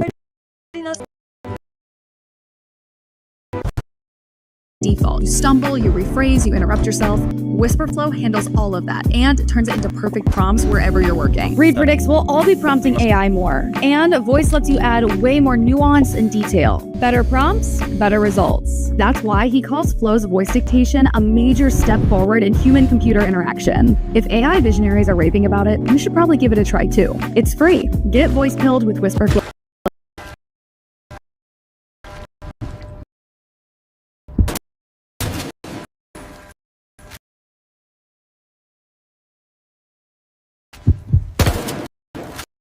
What are you watching? That's cool. But how about watching something that can help you become a top professional in your field? Add skills like data analysis, advanced Excel, and project management to your resume with courses taught by real-world experts. And you take them on your schedule. Build your career and your confidence. Go to udemy.com to learn more.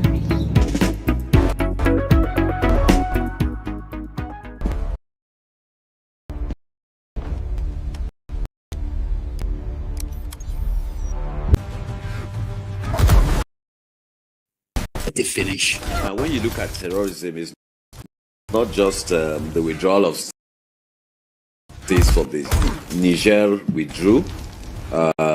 We're looking at the whole Sahel with the issue in Mali, Burkina Faso, and Niger. And with the porous borders we have, it is a hard task for the security forces. We have these countries facing these threats, and we think we'll see peace.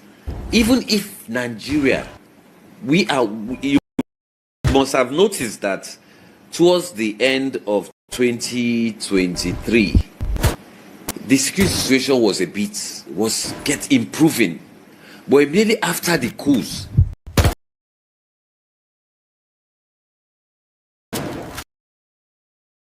in these countries, that's when the situation began to get worse.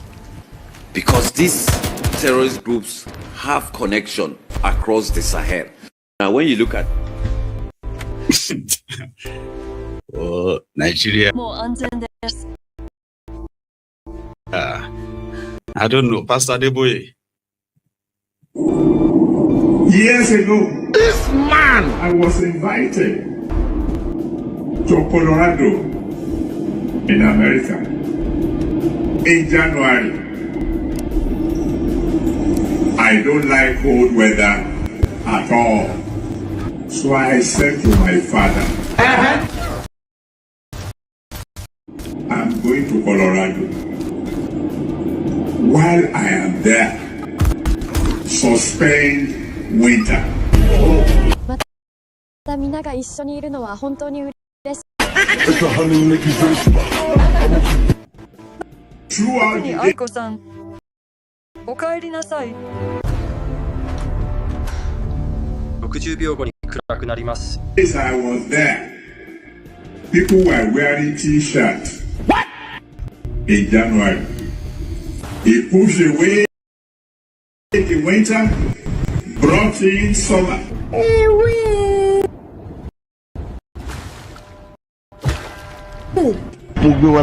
I boarded the plane at 5 p.m.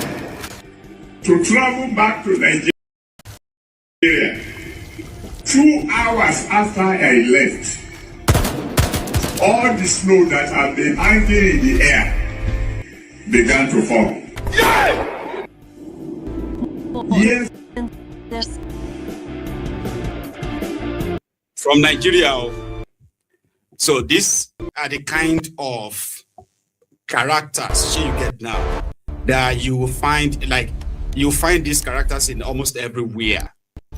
You get, and there are those that would take up arms to defend them and tell you that what do you know? As you have these rogues in religion, you have these rogues in politics, you have these rogues in business, you have all of them. You even have them as traditional rulers too. That's part of this why you have to tell yourself that Nigeria will need chance. With these guys, Nigeria stands no chance. But yeah, until you know we and I actually don't really wish that on anybody. You get me now? Because when you see videos like this, it reminds you that there are those who have, there are institutions who have the resources to stop something like this from happening. But because these institutions are occupied by, lunatics like that, who can make up stories that is backed with no real fact or data, that they can say, we generated this data, we're working with it. Just the same talk you and I say all the time. Then in that same breath, though, you will see them promising, you will see them praising themselves that they have done so well. After telling you, pointing fingers on why they have not done well, why people are being killed, why terrorism in Nigeria is rising, why this, blah, right? In that same breath, they will be praising themselves to have done a great job.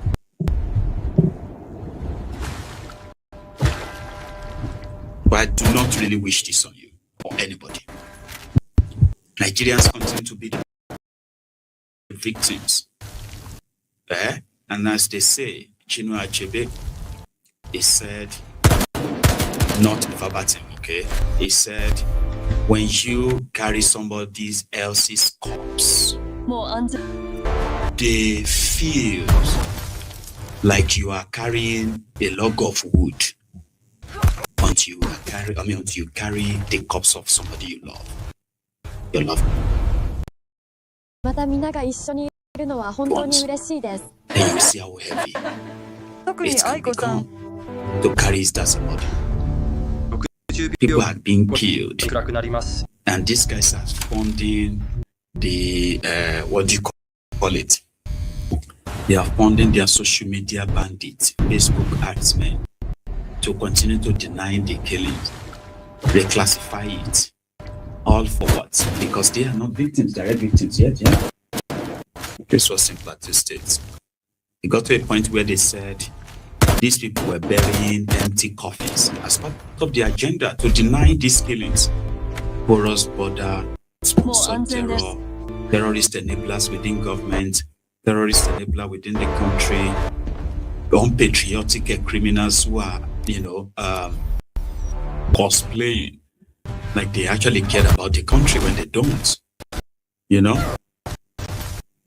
What do you say? That I say viewers' discretion is advised. Some of you may find this next clip a little bit disturbing. It's a short clip, so don't worry. Right? They accuse the victims of terrorism in Nigeria, where especially the victims, the Christians, right, being genocided by these Islamic terrorists, right? They said, no, they are just trying to get their attention. They are looking for money. There's no Christian killings. There's no genocide, this or that. Oh, these guys are just acting movies. In fact, guess what? They were burying empty coffins. People said that. Yeah. In order to deny these killings, agreeing to these killings is going to actually, indict your government. It's going to indict your politicians. It's going to indict your Islamic hate preachers, right? It's going to indict those things you know. And now, of course, you believe that it's going to come and indict Islam, something you don't want at all. Therefore, they doubled down, denied, until they had to show us this video.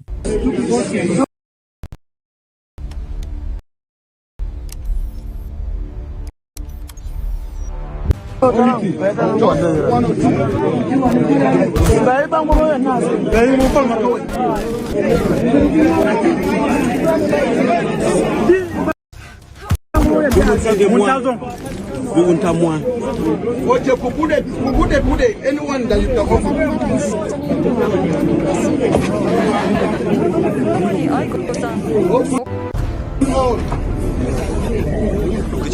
秒後に暗くなります。 This is what the world is saying. The world is saying through Sheikh Fumi that we are burying empty corpses. But these people, they are gone. It's not our tradition to open corpses. But we have to do it to show the world. To show the world that this is what is happening in Jesus' name.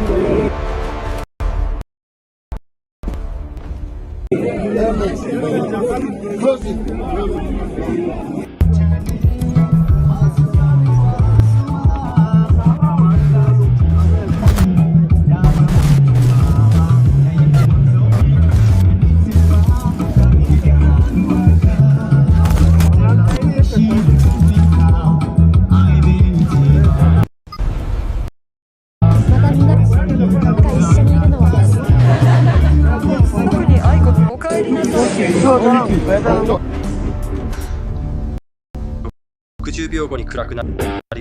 Those are the 12 victims killed, in Plateau State, about a week ago. And then their burial followed afterward. It is very bad. And I don't think short clips and, short videos and even long videos can do justice to how horrible it is for these communities that have, they keep coming under constant attacks and tax invasion and the rest of that seems to be again and again and again. And they keep crying for help. Something that gets more people madder. Like, people are not mad that people are being killed. They are mad that the victims, the survivors, continues to cry for help. They continue to scream and ask the world to come to their aid and do something to stop this murderous terrorist. But to the politicians, there's always politics. In Kogi State, where they have also fallen so much into the hands of these invaders, these marauders. Yeah, governor was talking to his, his supporters, I think, yesterday. The Olodo of Kogi. Let me especially and profoundly recognize and appreciate the leader of my own cabal. I was a member of cabal, but our own cabal could not perform the way these parents cabal are working.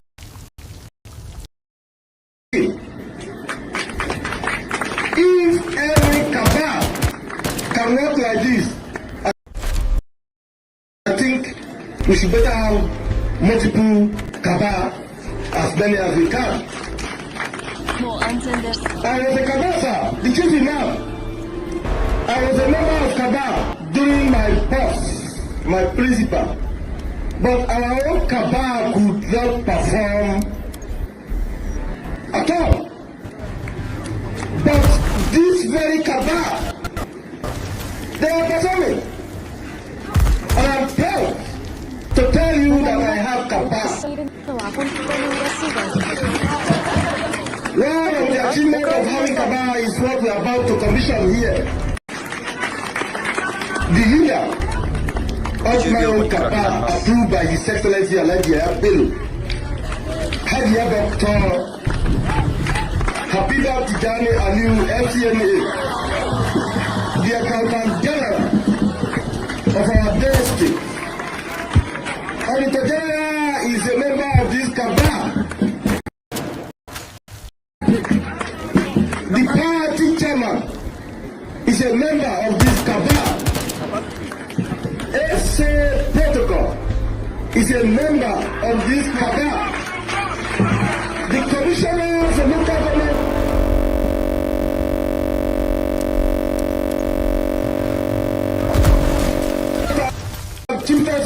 is a critical member of this cabal. How I wish my own cabal there could perform even 1%. So, those of you that are calling me, calling my wife, calling my mother, calling Abelu, that Ododo has cabal, my cabal is a working cabal.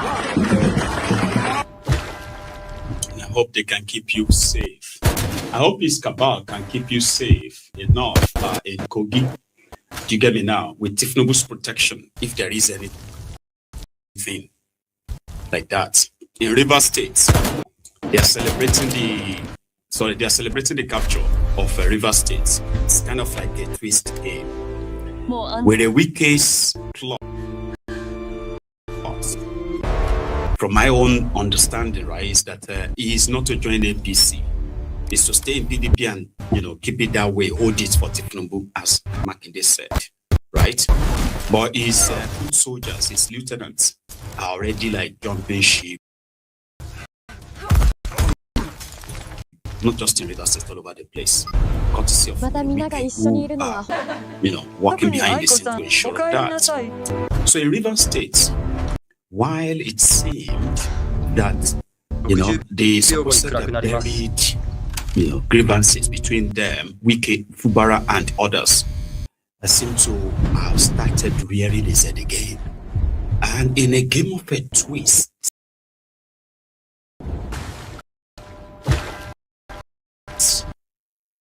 Fubara joined APC, and he joined APC through the invitation of Tifnubu.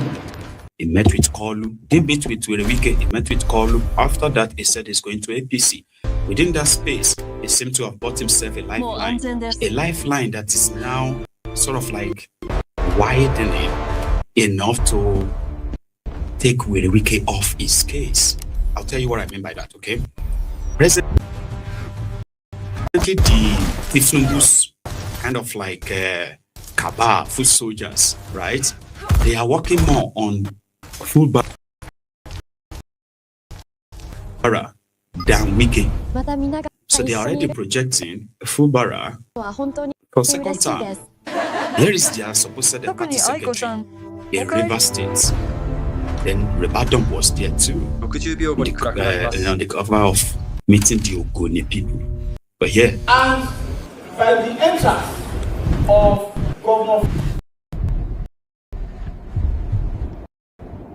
Obara to the APC, the South-South geopolitical zone made effect. That is the first zone that asked all APC governor in the zone. So I congratulate our governor.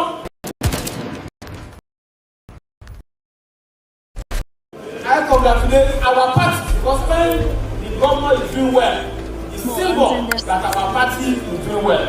But the only way you can compensate the governor, compensate our party, people of River State, is to continue to vote for our party, the APC, in all elections. APC, APC, and I know that in the fullness of time, election coming, the vote for our party, the vote for our governor, the vote for our president will be very massive in the country. We have a president that is a detribalized Nigeria. A president that derobed himself of sentiment when it comes to addressing national issues. Even those who have not joined us in the APC, Mr. President will say equity, fairness, and justice to all nationals. And what has happened in Nigeria today is that we have a president that wants Nigeria to develop. I was impressed for the fact that even today, Mr. Governor of River State had to address a very important issue that will have a spectacular improvement on the revenue of the country, and that is the Ogoni question, addressing the need for oil exploration to resume back in Ogoni land. It will help our country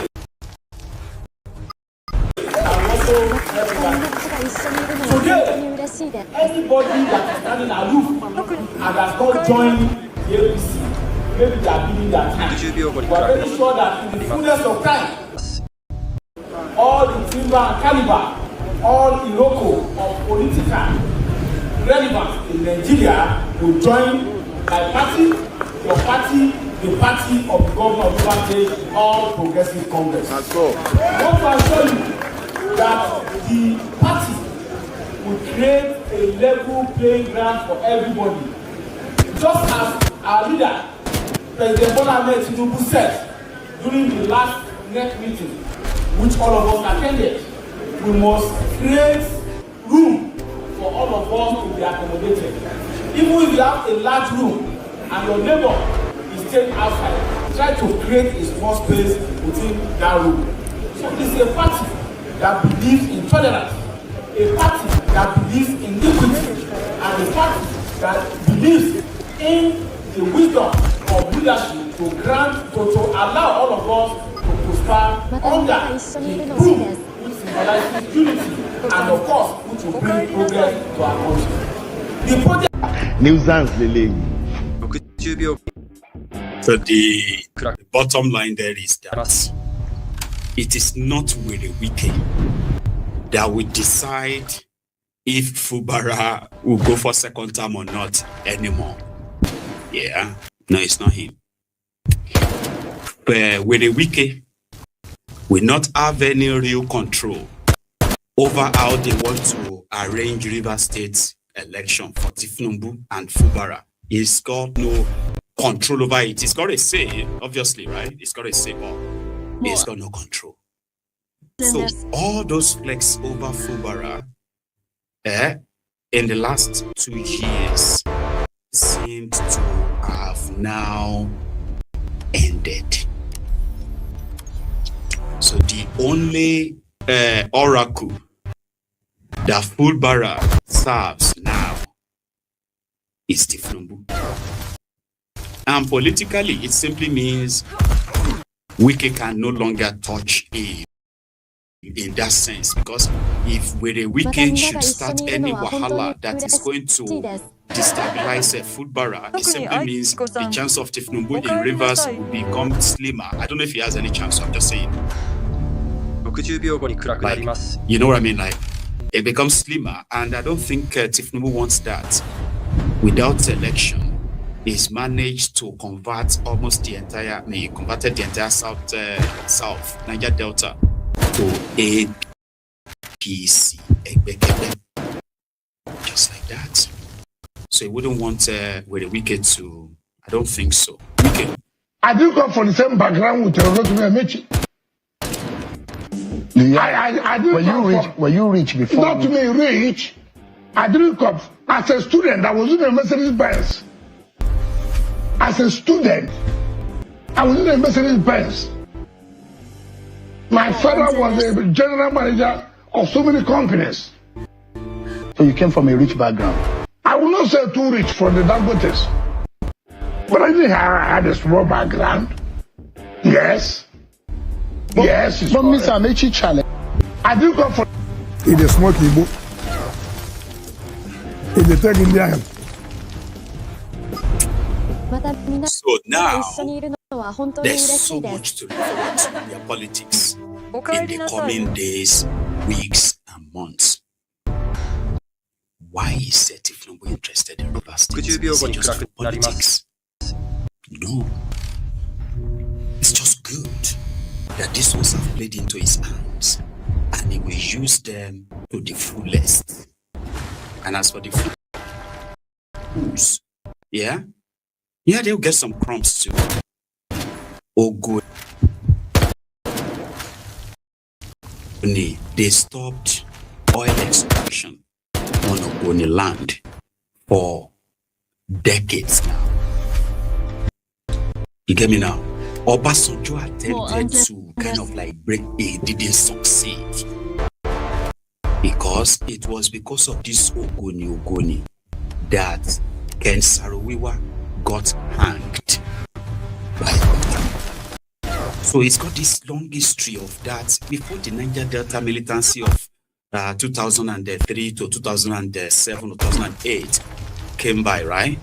There's been so much agitation. So what did Tifnumbu do? God or the Ogoni leaders.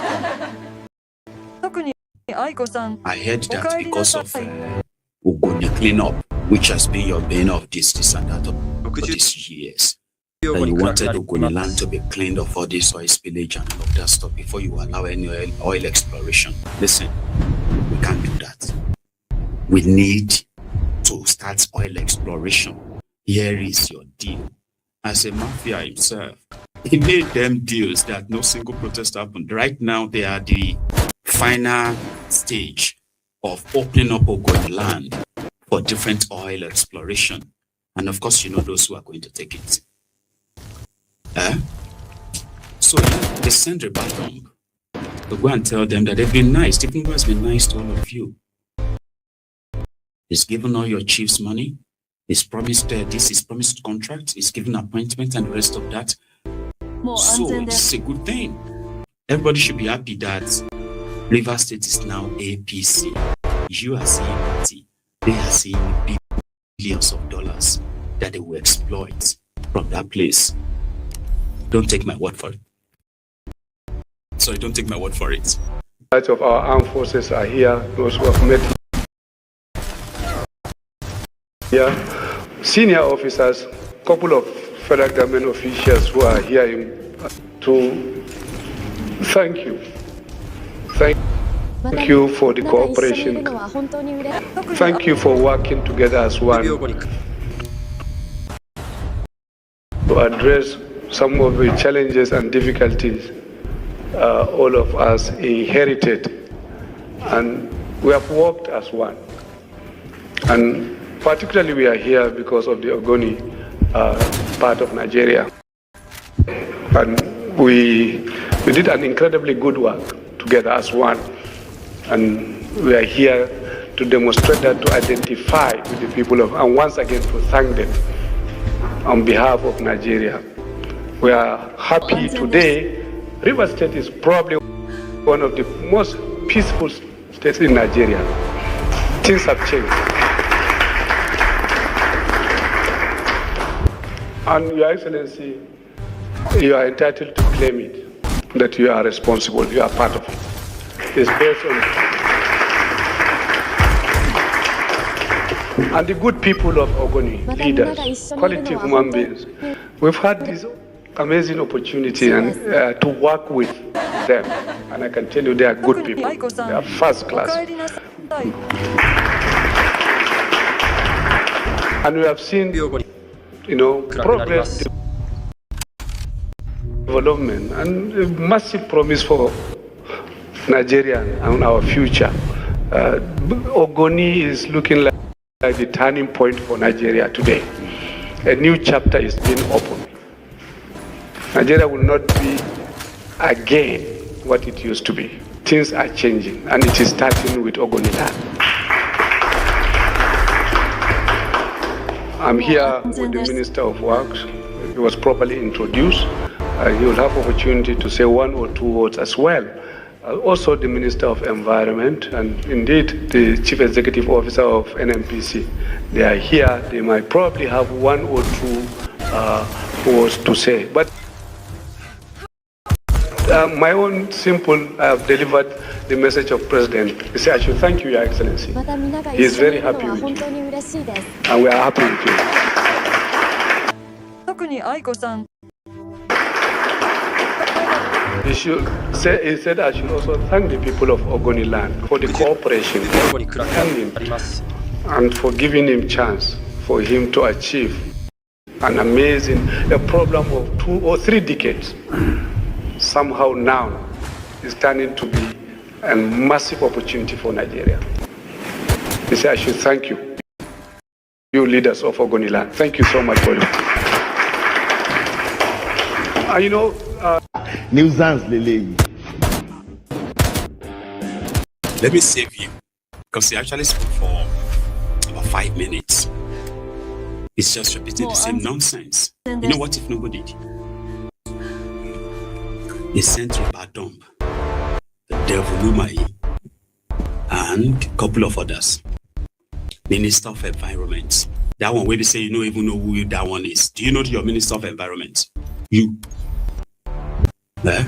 Raise up your hand if you know your Minister of Environment. I don't know him. Without using Google. So they send them like I told you, the intention is to deceive the people of Ogoni land again. 5 years ago, a pastor, Pastor Ruga, Ikeme Shatabandu, Aburi Babaoja, you know what I'm talking about? That special advisor to Bokuwari on the condolence matters, burial arrangements, and trader money.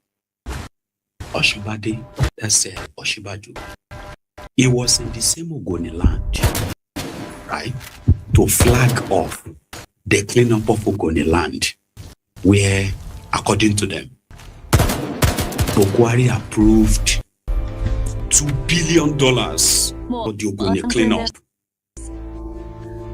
Because in Ogoni land, take a look at that sand. Yeah, look at that soil. The sand there, right?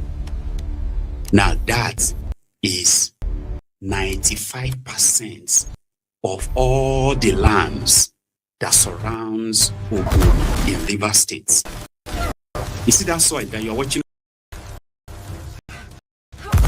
on your screen, right? It's contaminated by crude oil spillage.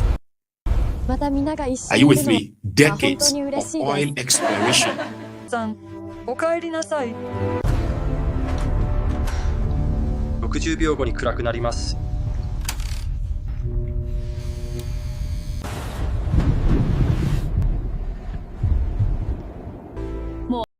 In River State, in this part of River State, their soil is like this. They can't grow food. They can't farm.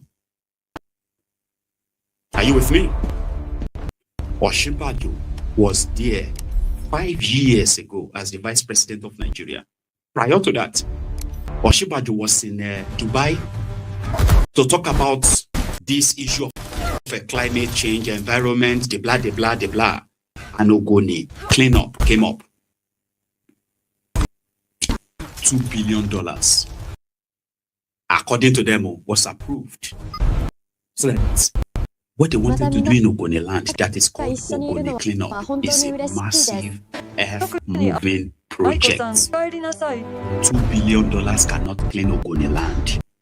But politicians, yeah, oh, they had to put up something to pretend that they want to do something. Because remember, all of this was to entice the people in that area, to allow them to start taking their crude oil again. And the decades of crude oil exploration in that land is what you are witnessing. So you see all these guys wearing orange jumpsuit, or the orange suit, eh? They were taken there by Bokwari to pass through them. It was a big celebration.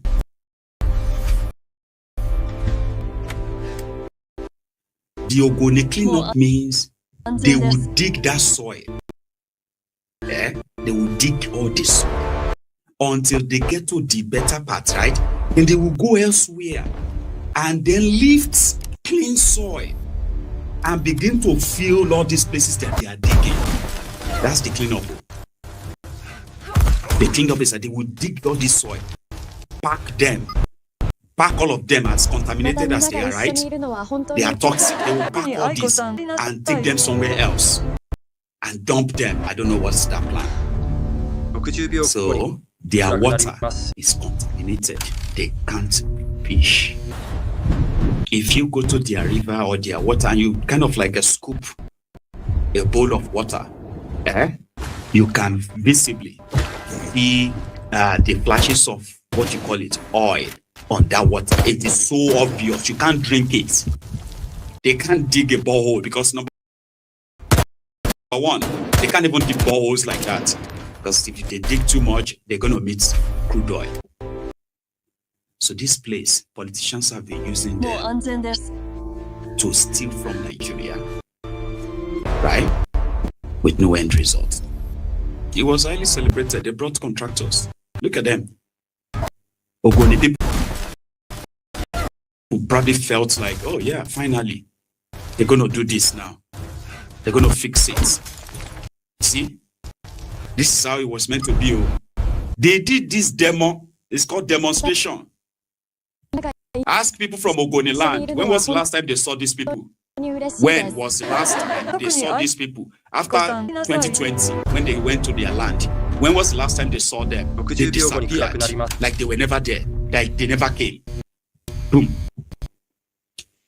By the end of the day, well, $200 million from that first phase. They didn't spend $2 billion. They left the people almost like with dashed hope. So you see what Tinubu is doing 5 years later.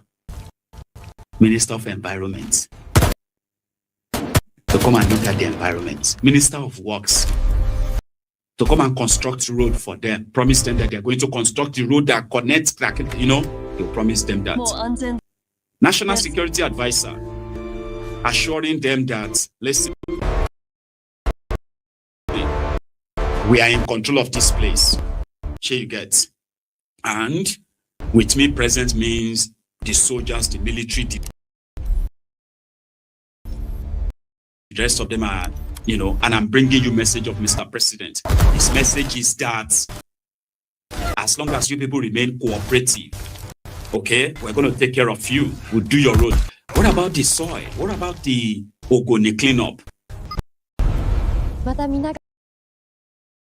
Because that's what actually really matters to these people. I mean, seriously. Yeah, they need development and all that, right? I'm talking about people who can't really farm on their own lands. They can't they can't fish. Like they can't actually fish in their own water. It is that bad. People died to stop oil exploration in that land. They actually stopped it. People died. Nigeria used all the whatever. Last, Nigeria gave up. Because these criminals have no plan. They have no plan of actually fixing the problem. Rather to exploit it. So to call you is going to get achievement because it's going to allocate oil rigs in Ogoni land and they're going to start oil exploration. You see these problems, like all those before him, okay? Yeah, it's going to end as it starts anyway. But like all those before him, they are going to do everything to suppress those, what do you call them again? Those opposing views. So right now, they are bribing those they bribe, they call leaders, this and that. And yeah, they can go back and get the oil. Nobody can go back to the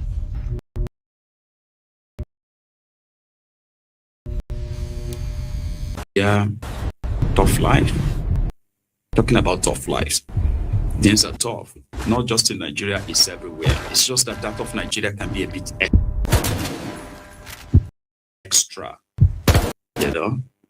People were traveling home. Some of them, shockingly, were seeing Nigeria in that context for the first time.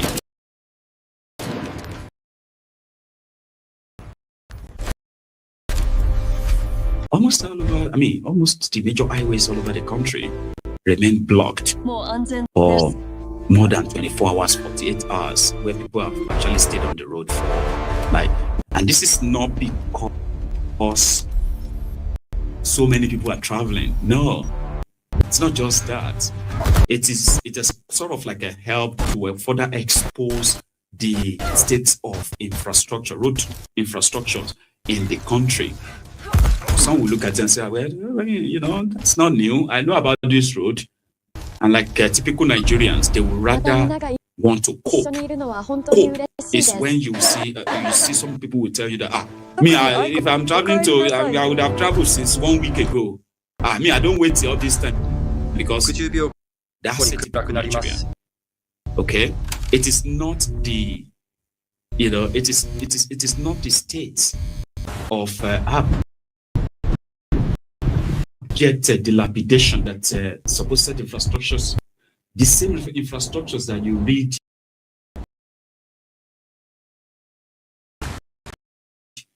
you read in the papers that they fixed this one 5 billion, 700 billion, and you come billion and all of that, and then you ended up getting trapped in a place. And this is Nigeria. That's why I'm going to show you the video. You probably have seen it. But you haven't seen it on Mayegun's Diary Political, right? So it's called the Lokoja Abuja Road, I think it's called.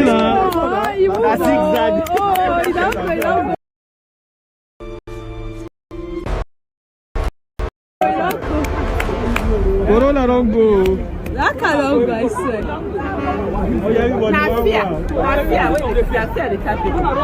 Oh yeah, Highlander. Oh yeah, move. Oh yeah. Everybody, and then move back to side. Oh, this one too long go. People don't they move. Now fear be that too. I think I don't. George, Roadmaster. Roadmaster.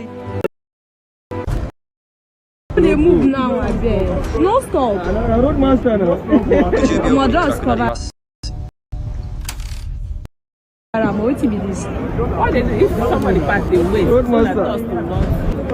Roadmaster knows about struggle. I beg. Oh yeah, I'm gonna go. This one they come back inside, Wait till this car they come inside here, come they do. This one don't go. This one don't go. This one come they try enter here. Motor supposed to empty. For them. Let's go. So now We go track like this.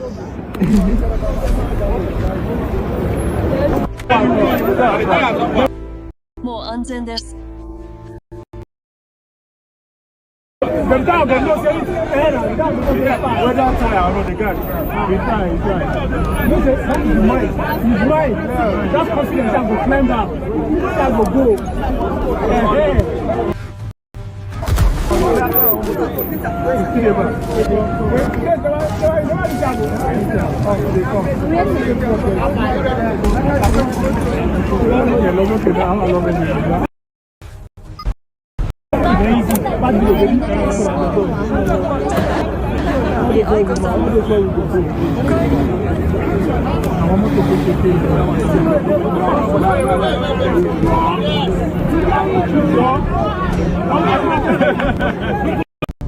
60秒後に暗くなります。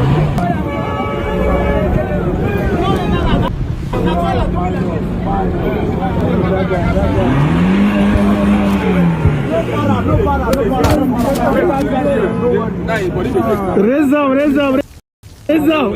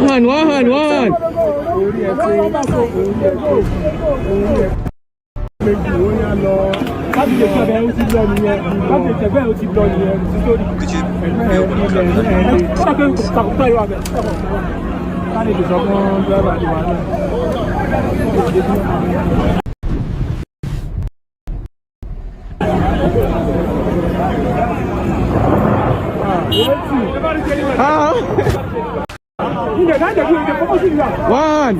One.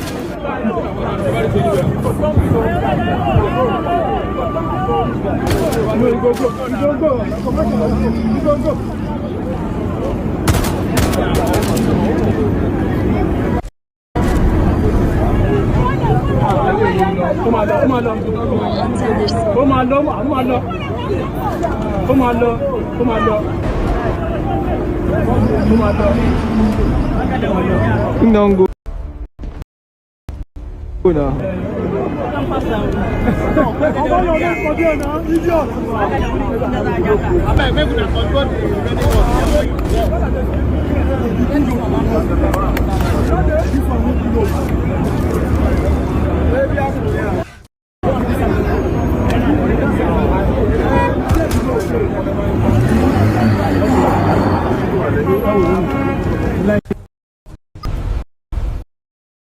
また皆が一緒にいるのは本当に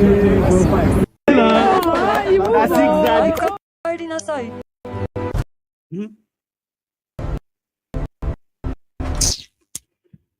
Right.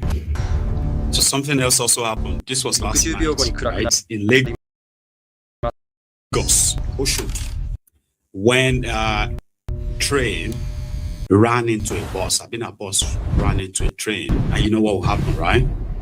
But it was like dark in the night, so to say. Okay, so this happened while you are busy with your dirty December in Nigeria, or you are doing it in Lagos. Be careful. Be very careful in the sense that you have so many people on the road. That's like so many cars on the road.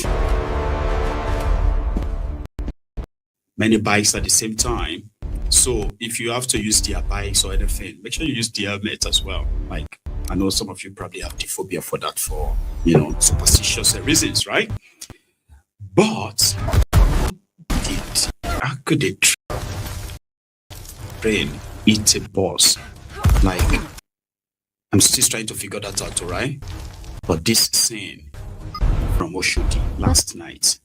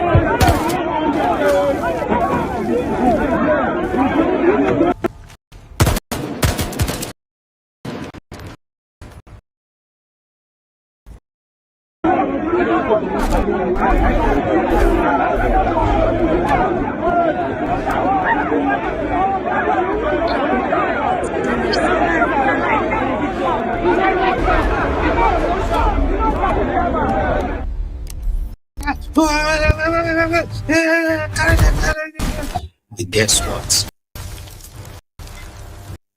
I don't mean to downplay their possible intention and good intentions, right? But situations like that, the accident scene, most of those who are actually trying to help, they are not helping, they are there to rob you. Yeah. I have seen where people have genuinely, Nigerians genuinely cared for accidental victims. Yeah, take them to the hospital, care for them and the rest of them. others, you know. And I've seen where people have actually taken advantage of the same accidental victims, trying to look for their phones, trying to see any valuables they could take from them. You know, there's a man who told me his personal experience. He fell off the bike. You know, it was a terrible accident, right? So it seemed that the bike man was already dead, right? And himself a little bit unconscious. Sure you get. But in the process, when they started hearing the shout, the noise and all of that, and then the next thing is realized that somebody was actually struggling to take something from his pocket. You get what I mean? Like somebody's trying to turn him around. He's bloodied, he's got, it's broken a leg in that accident. But guess what? Someone was there and trying to take his phone. And in the process, it felt like he was dragging that with that person. He eventually lost that phone. They stole the phone, right? But this was somebody who was like crushed on the ground, right? Needed help. But rather, getting robbed. You know, it's crazy. So that happened at Oshodi last night. There is no update on the casualties and the rest of that. I shared that video with you because, fair enough, it was in the dark, so you couldn't really see all the graphic, the blood and all of that stuff. So even Kalu yesterday, when they started was it yesterday or 2 days ago? Yeah, when they started the your festival, you know, Lagos is buzzing right now. A lot of people are in the city and all of that stuff. A lot of parties going on and a lot of crazy things also going on. So Kalu advise those who are coming to Lagos, or maybe all of you doing your dirty December, to please do it without alcohol. Well, that made the news because we were like, what's he talking about? Do it without alcohol. Wow. Call or maybe drink moderately. Well, I'm happy for this great cultural remembrance. And rekindle of our culture. It is a great honor to come back home, to meet our people ready, happy, healthy for the celebration of Eyo Carnival. In peace, harmony, love, brotherhood and sisterhood. We continue to pray to God Almighty. The coming Christmas will be a joyous one for every one of us.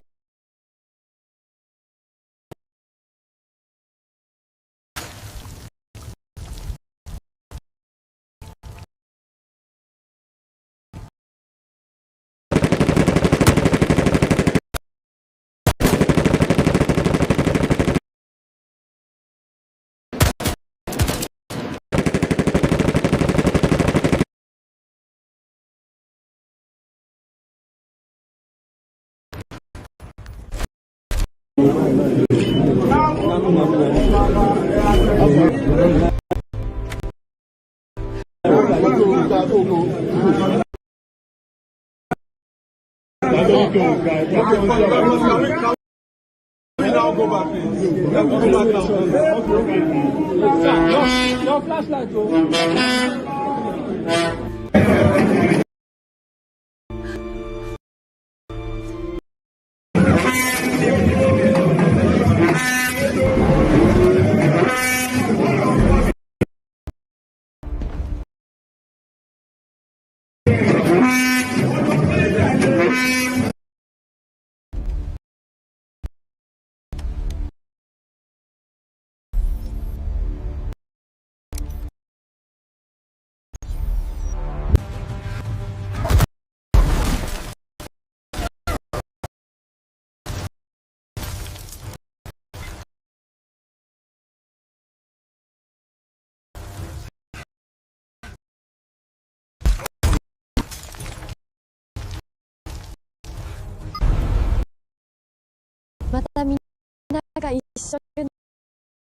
は本当に嬉しいです。おかえりなさい。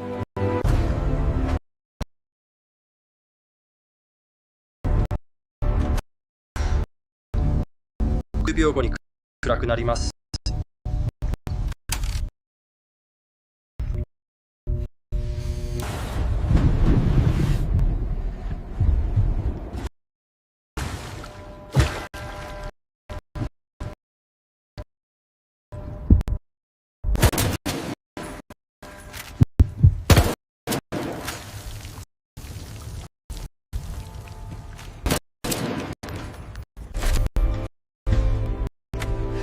安全です。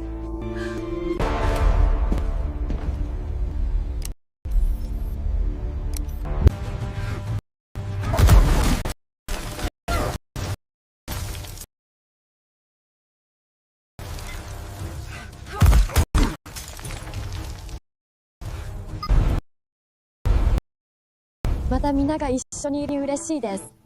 特に愛子さん、おかえりなさい。60秒後に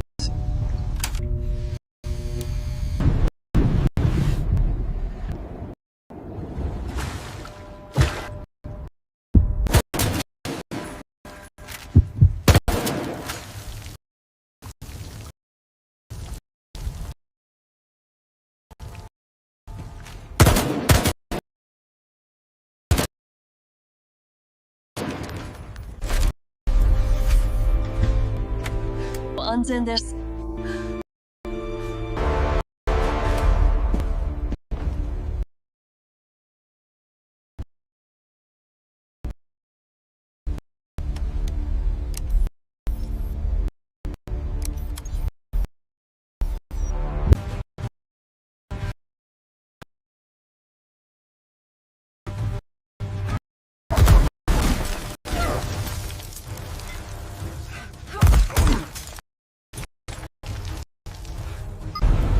また皆が一緒にいるのは本当に嬉しいです。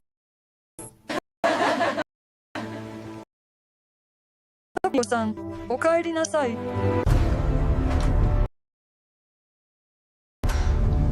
60秒後に暗くなります。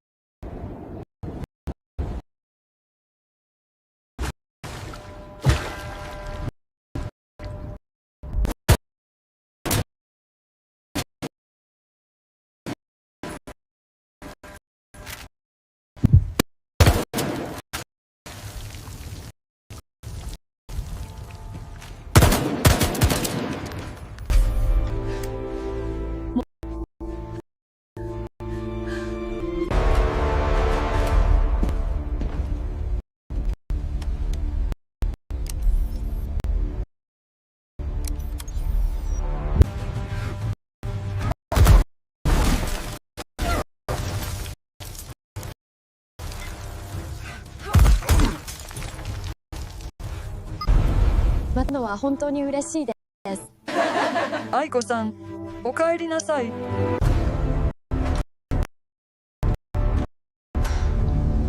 60秒後暗くなります。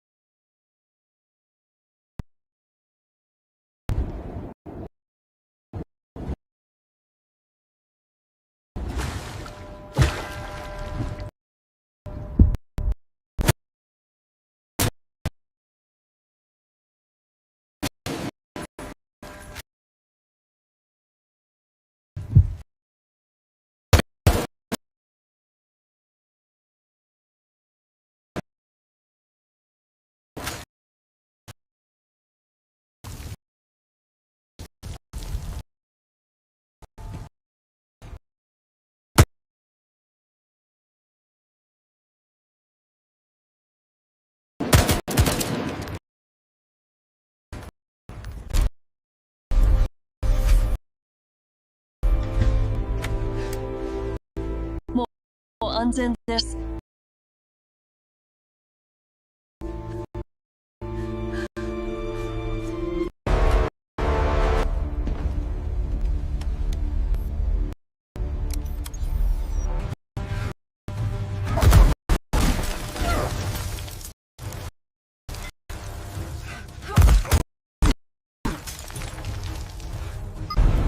また皆が一緒にいるのは本当に嬉しいです。特にお帰りなさい。60秒後に暗くなります。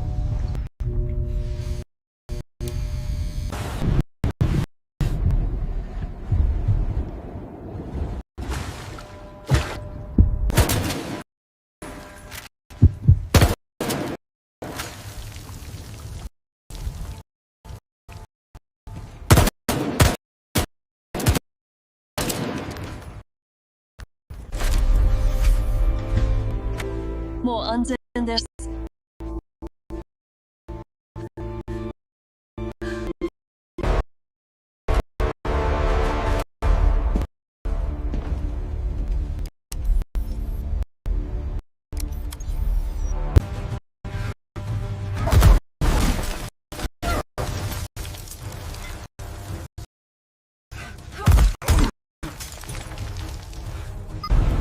また皆が一緒にいるのは本当に嬉しいです。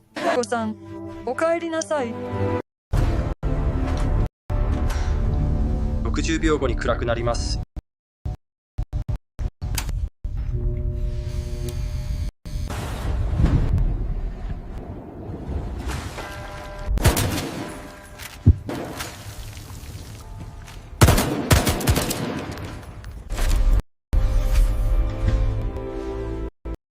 もう安全です。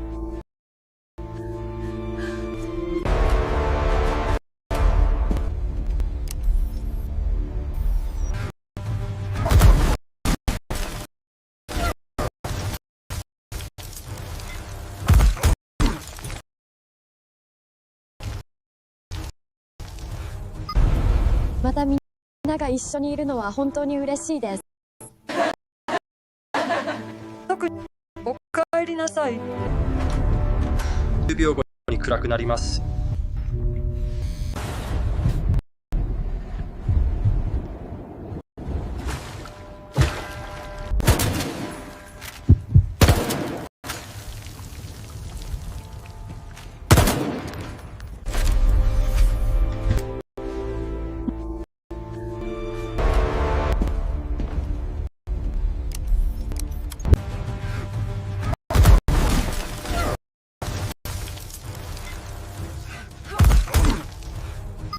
一緒にいるのは特に愛子、帰りなさい。60秒後に暗くなります。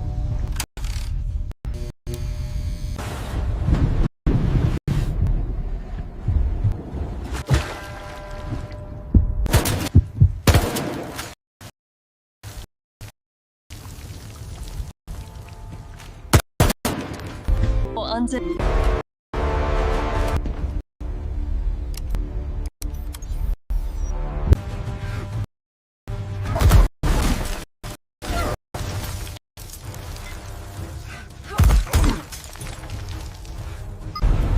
また皆が一緒にいるのは本当に嬉しいです。特に愛子さん、帰りなさい。60秒後に暗くなります。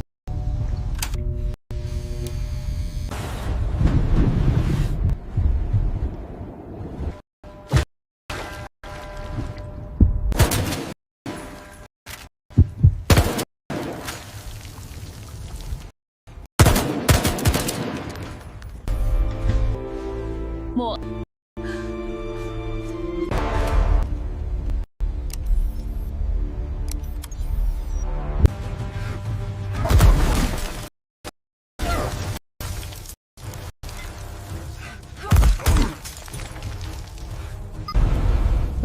またみんなが一緒に嬉しいです。特に60秒後に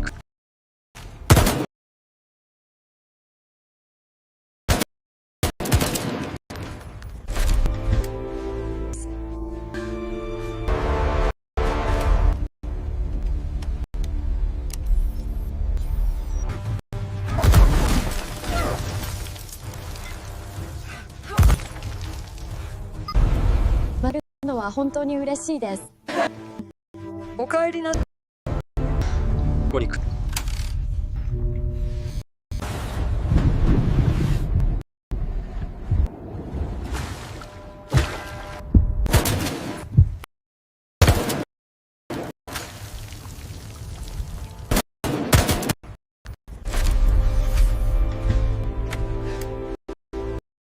もう安全です。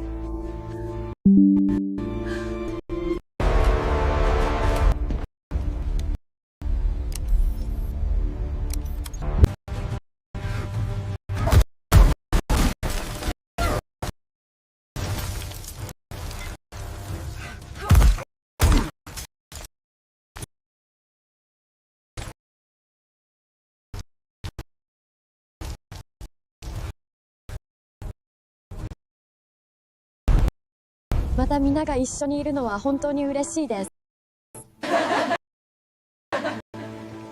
おかえりなさい。60秒後に暗くなる。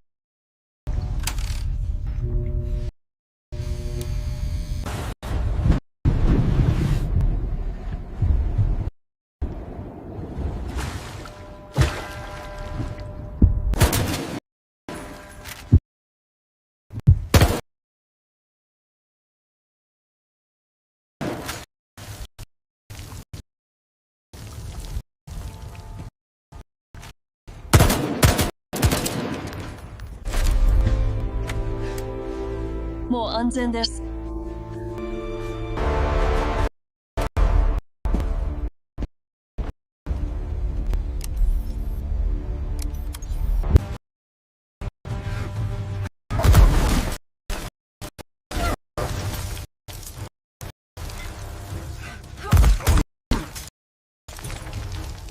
また皆が一緒にいるのは本当に嬉しいです。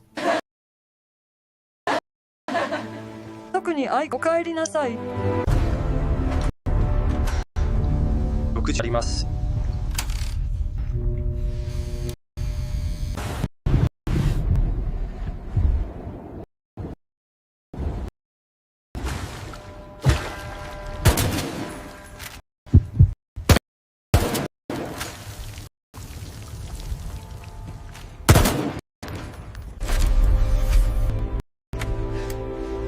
もう安全です。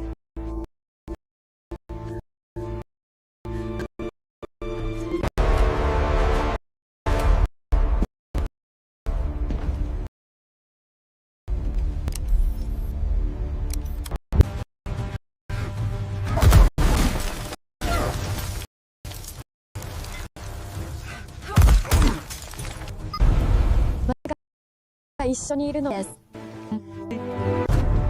60秒後。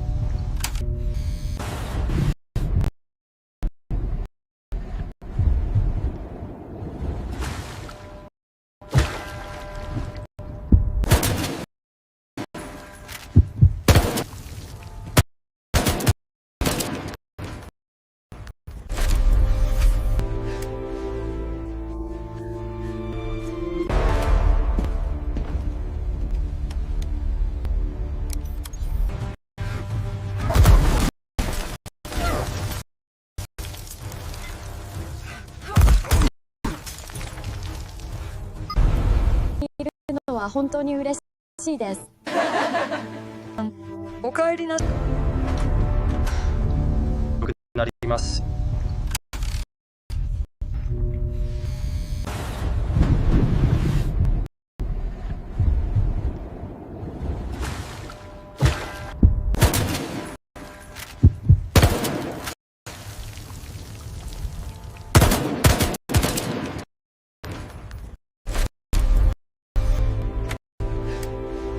もう安全です。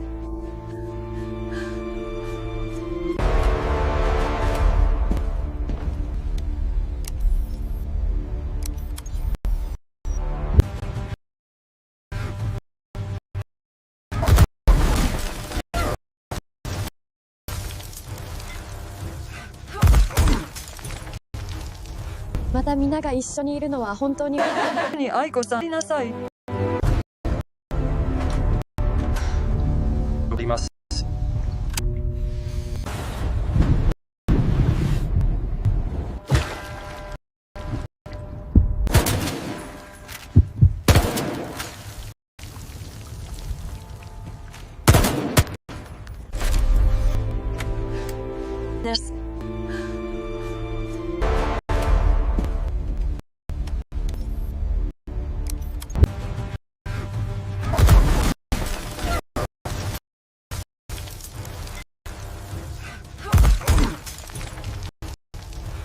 また皆が一緒にいるのは本当に嬉しい。アイコさん、お帰り。60秒後に暗くなります。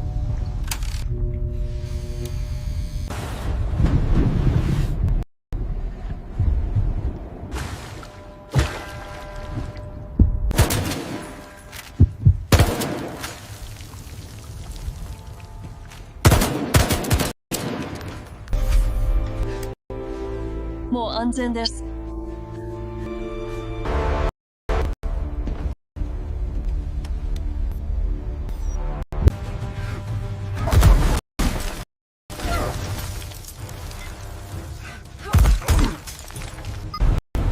また皆が一緒にいるのは本当に。愛子さん、お帰りなさい。60秒後に暗くなります。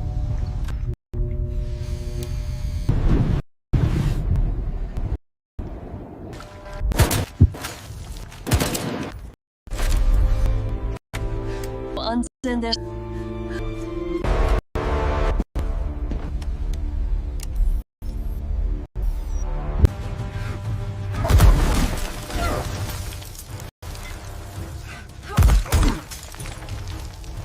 また皆が一緒にいるのは本当に嬉しい。特にお帰りなさい。60秒後に暗くなります。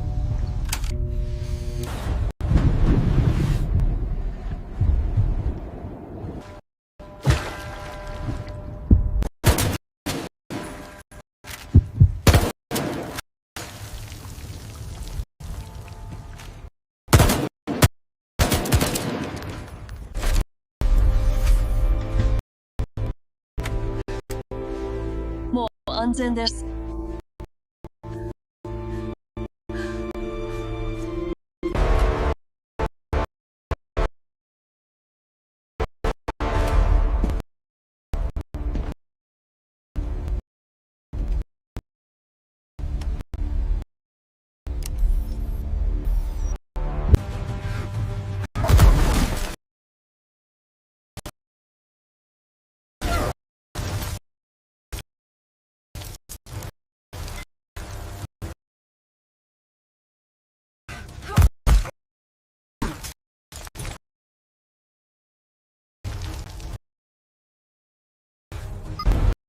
また皆が一緒にいるのは本当に嬉しいです。愛子さん、60秒。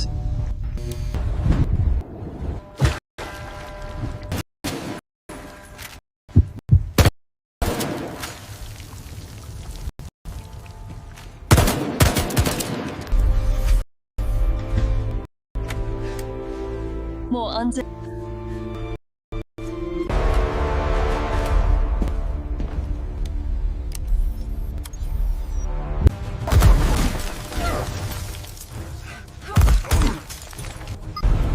また一緒にいるのは本当に嬉しい。特にお帰りなさい。60秒後に暗くなる。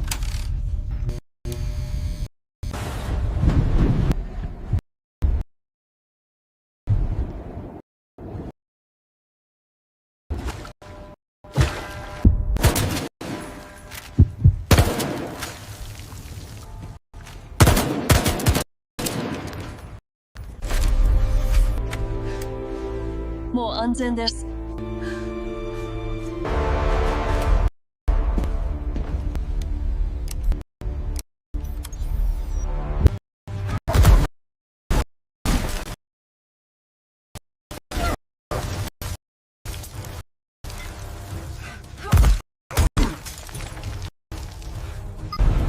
また皆が一緒にいるのは本当に嬉しいです。特にお帰りなさい。60秒後に。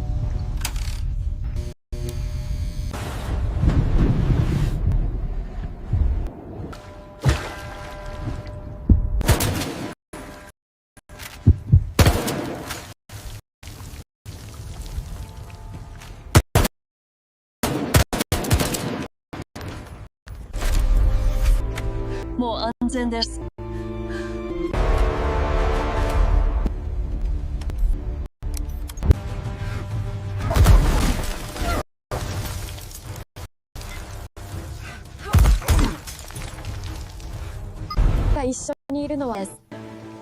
お帰りな。60秒後に暗く。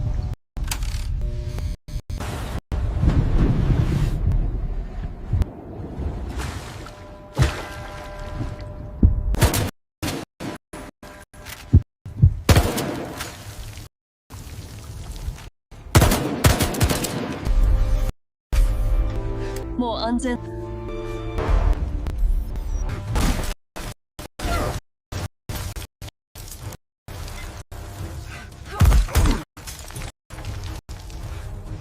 みんなが一緒にいるし。に暗く。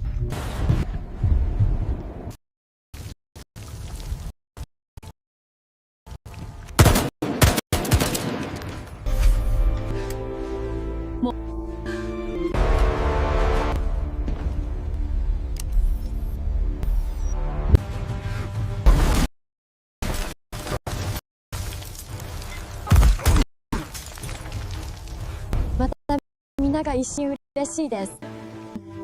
お帰りなさい。60秒後に暗くなります。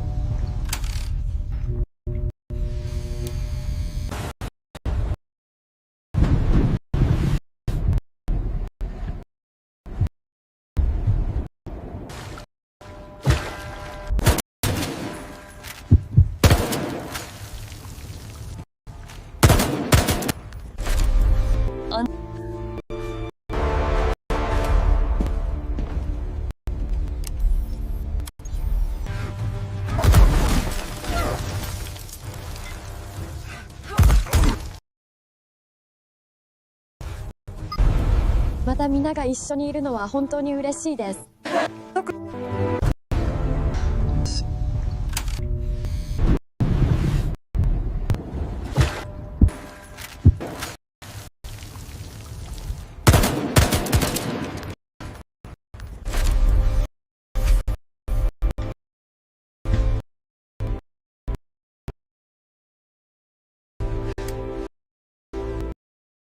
もう安全です。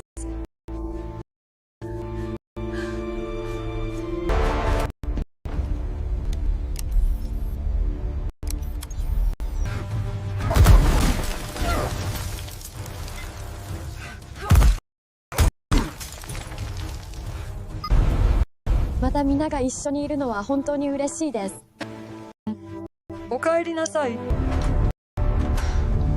60秒。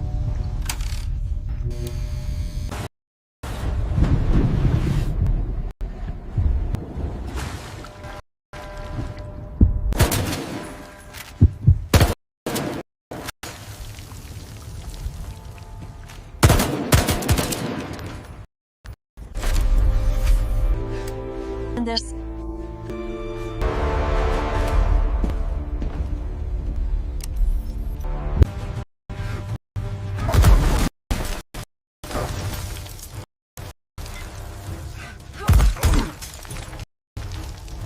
またみんなが一緒にいるのは本当に嬉しいです。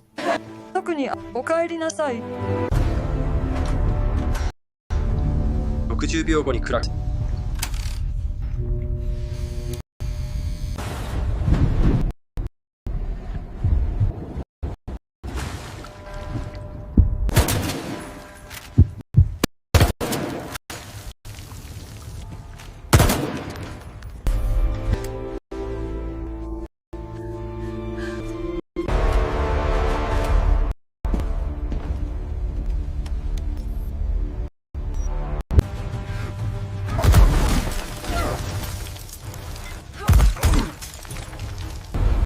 またみんなが一緒にいるのは本当に嬉しいです。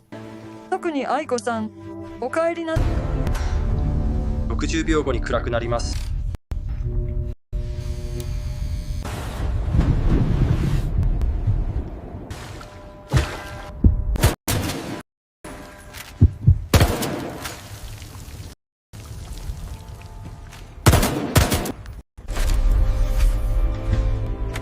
もう安全です。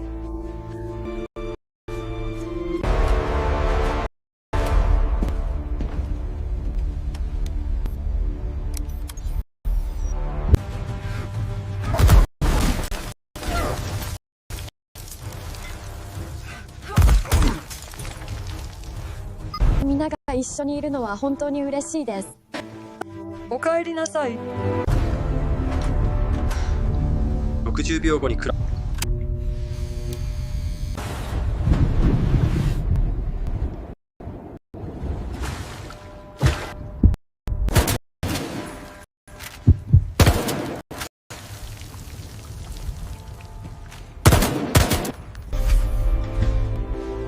もう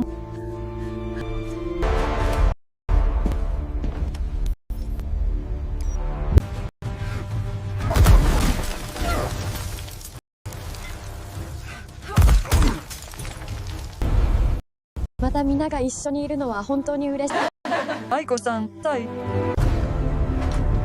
60秒後に暗くなります。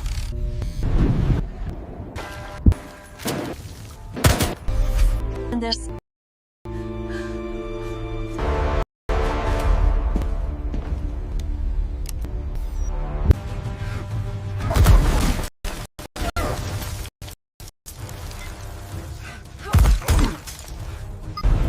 また皆本当に嬉しいです。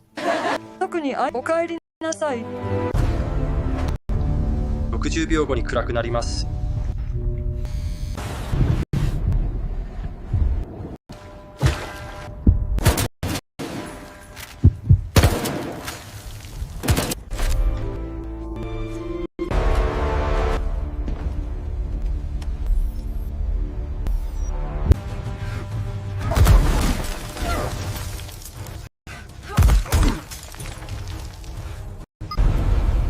皆が一緒にいるのは本当に嬉しい。特におかえり。60。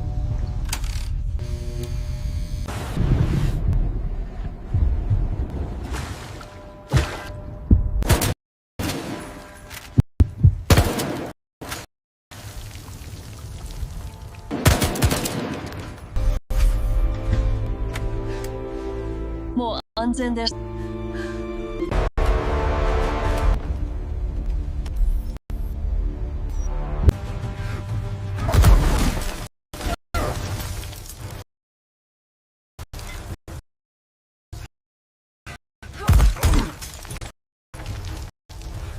皆が一緒にいるのは本当に嬉しい。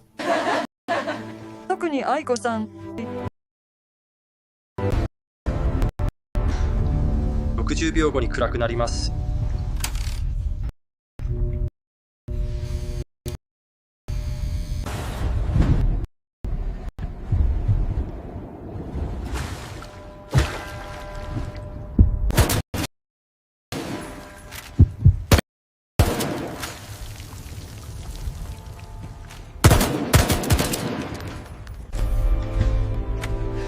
安全です。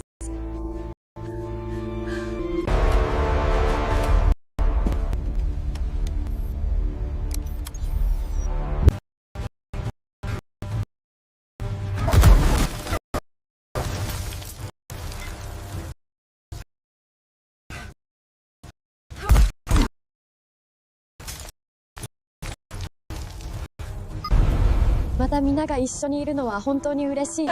子さん。60秒後に暗くなります。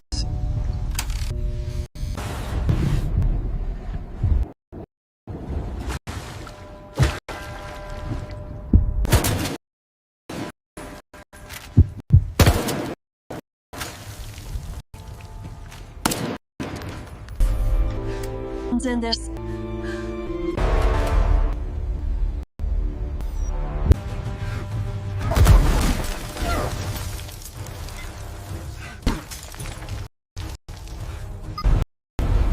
また本当に嬉しいです。特に愛子さん、おかえりなさい。暗くなります。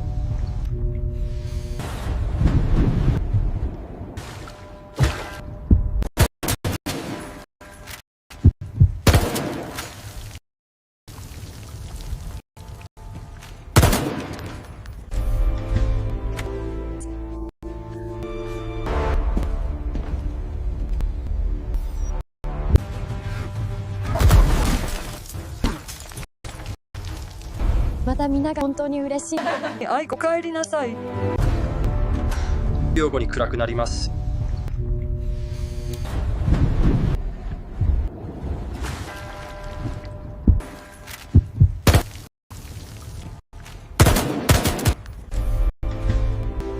もう安全。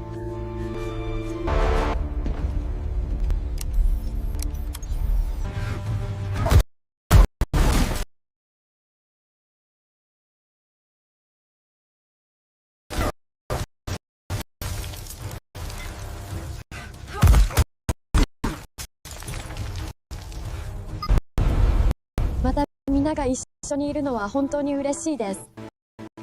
特に愛子さん、お帰り。60秒後に暗くなります。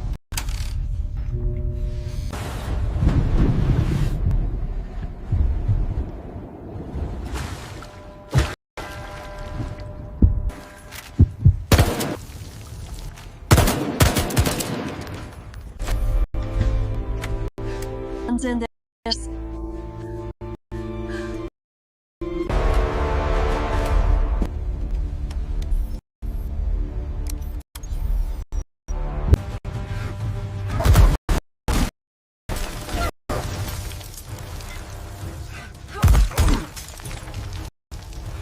また皆が一緒にいるのは本当に嬉しい。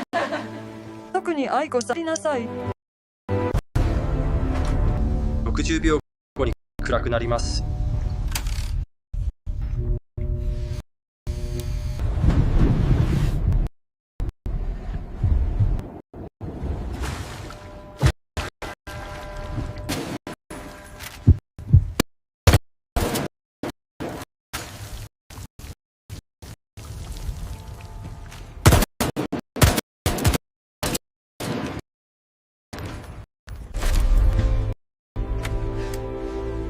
もう安全です。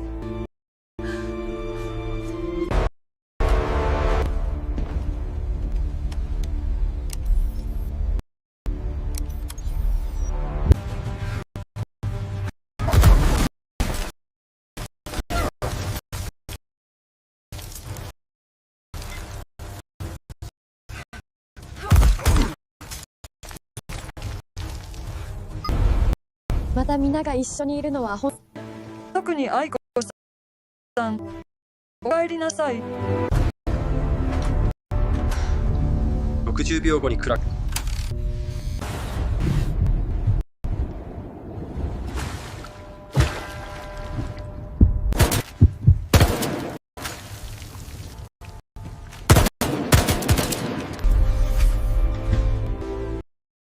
もう安全。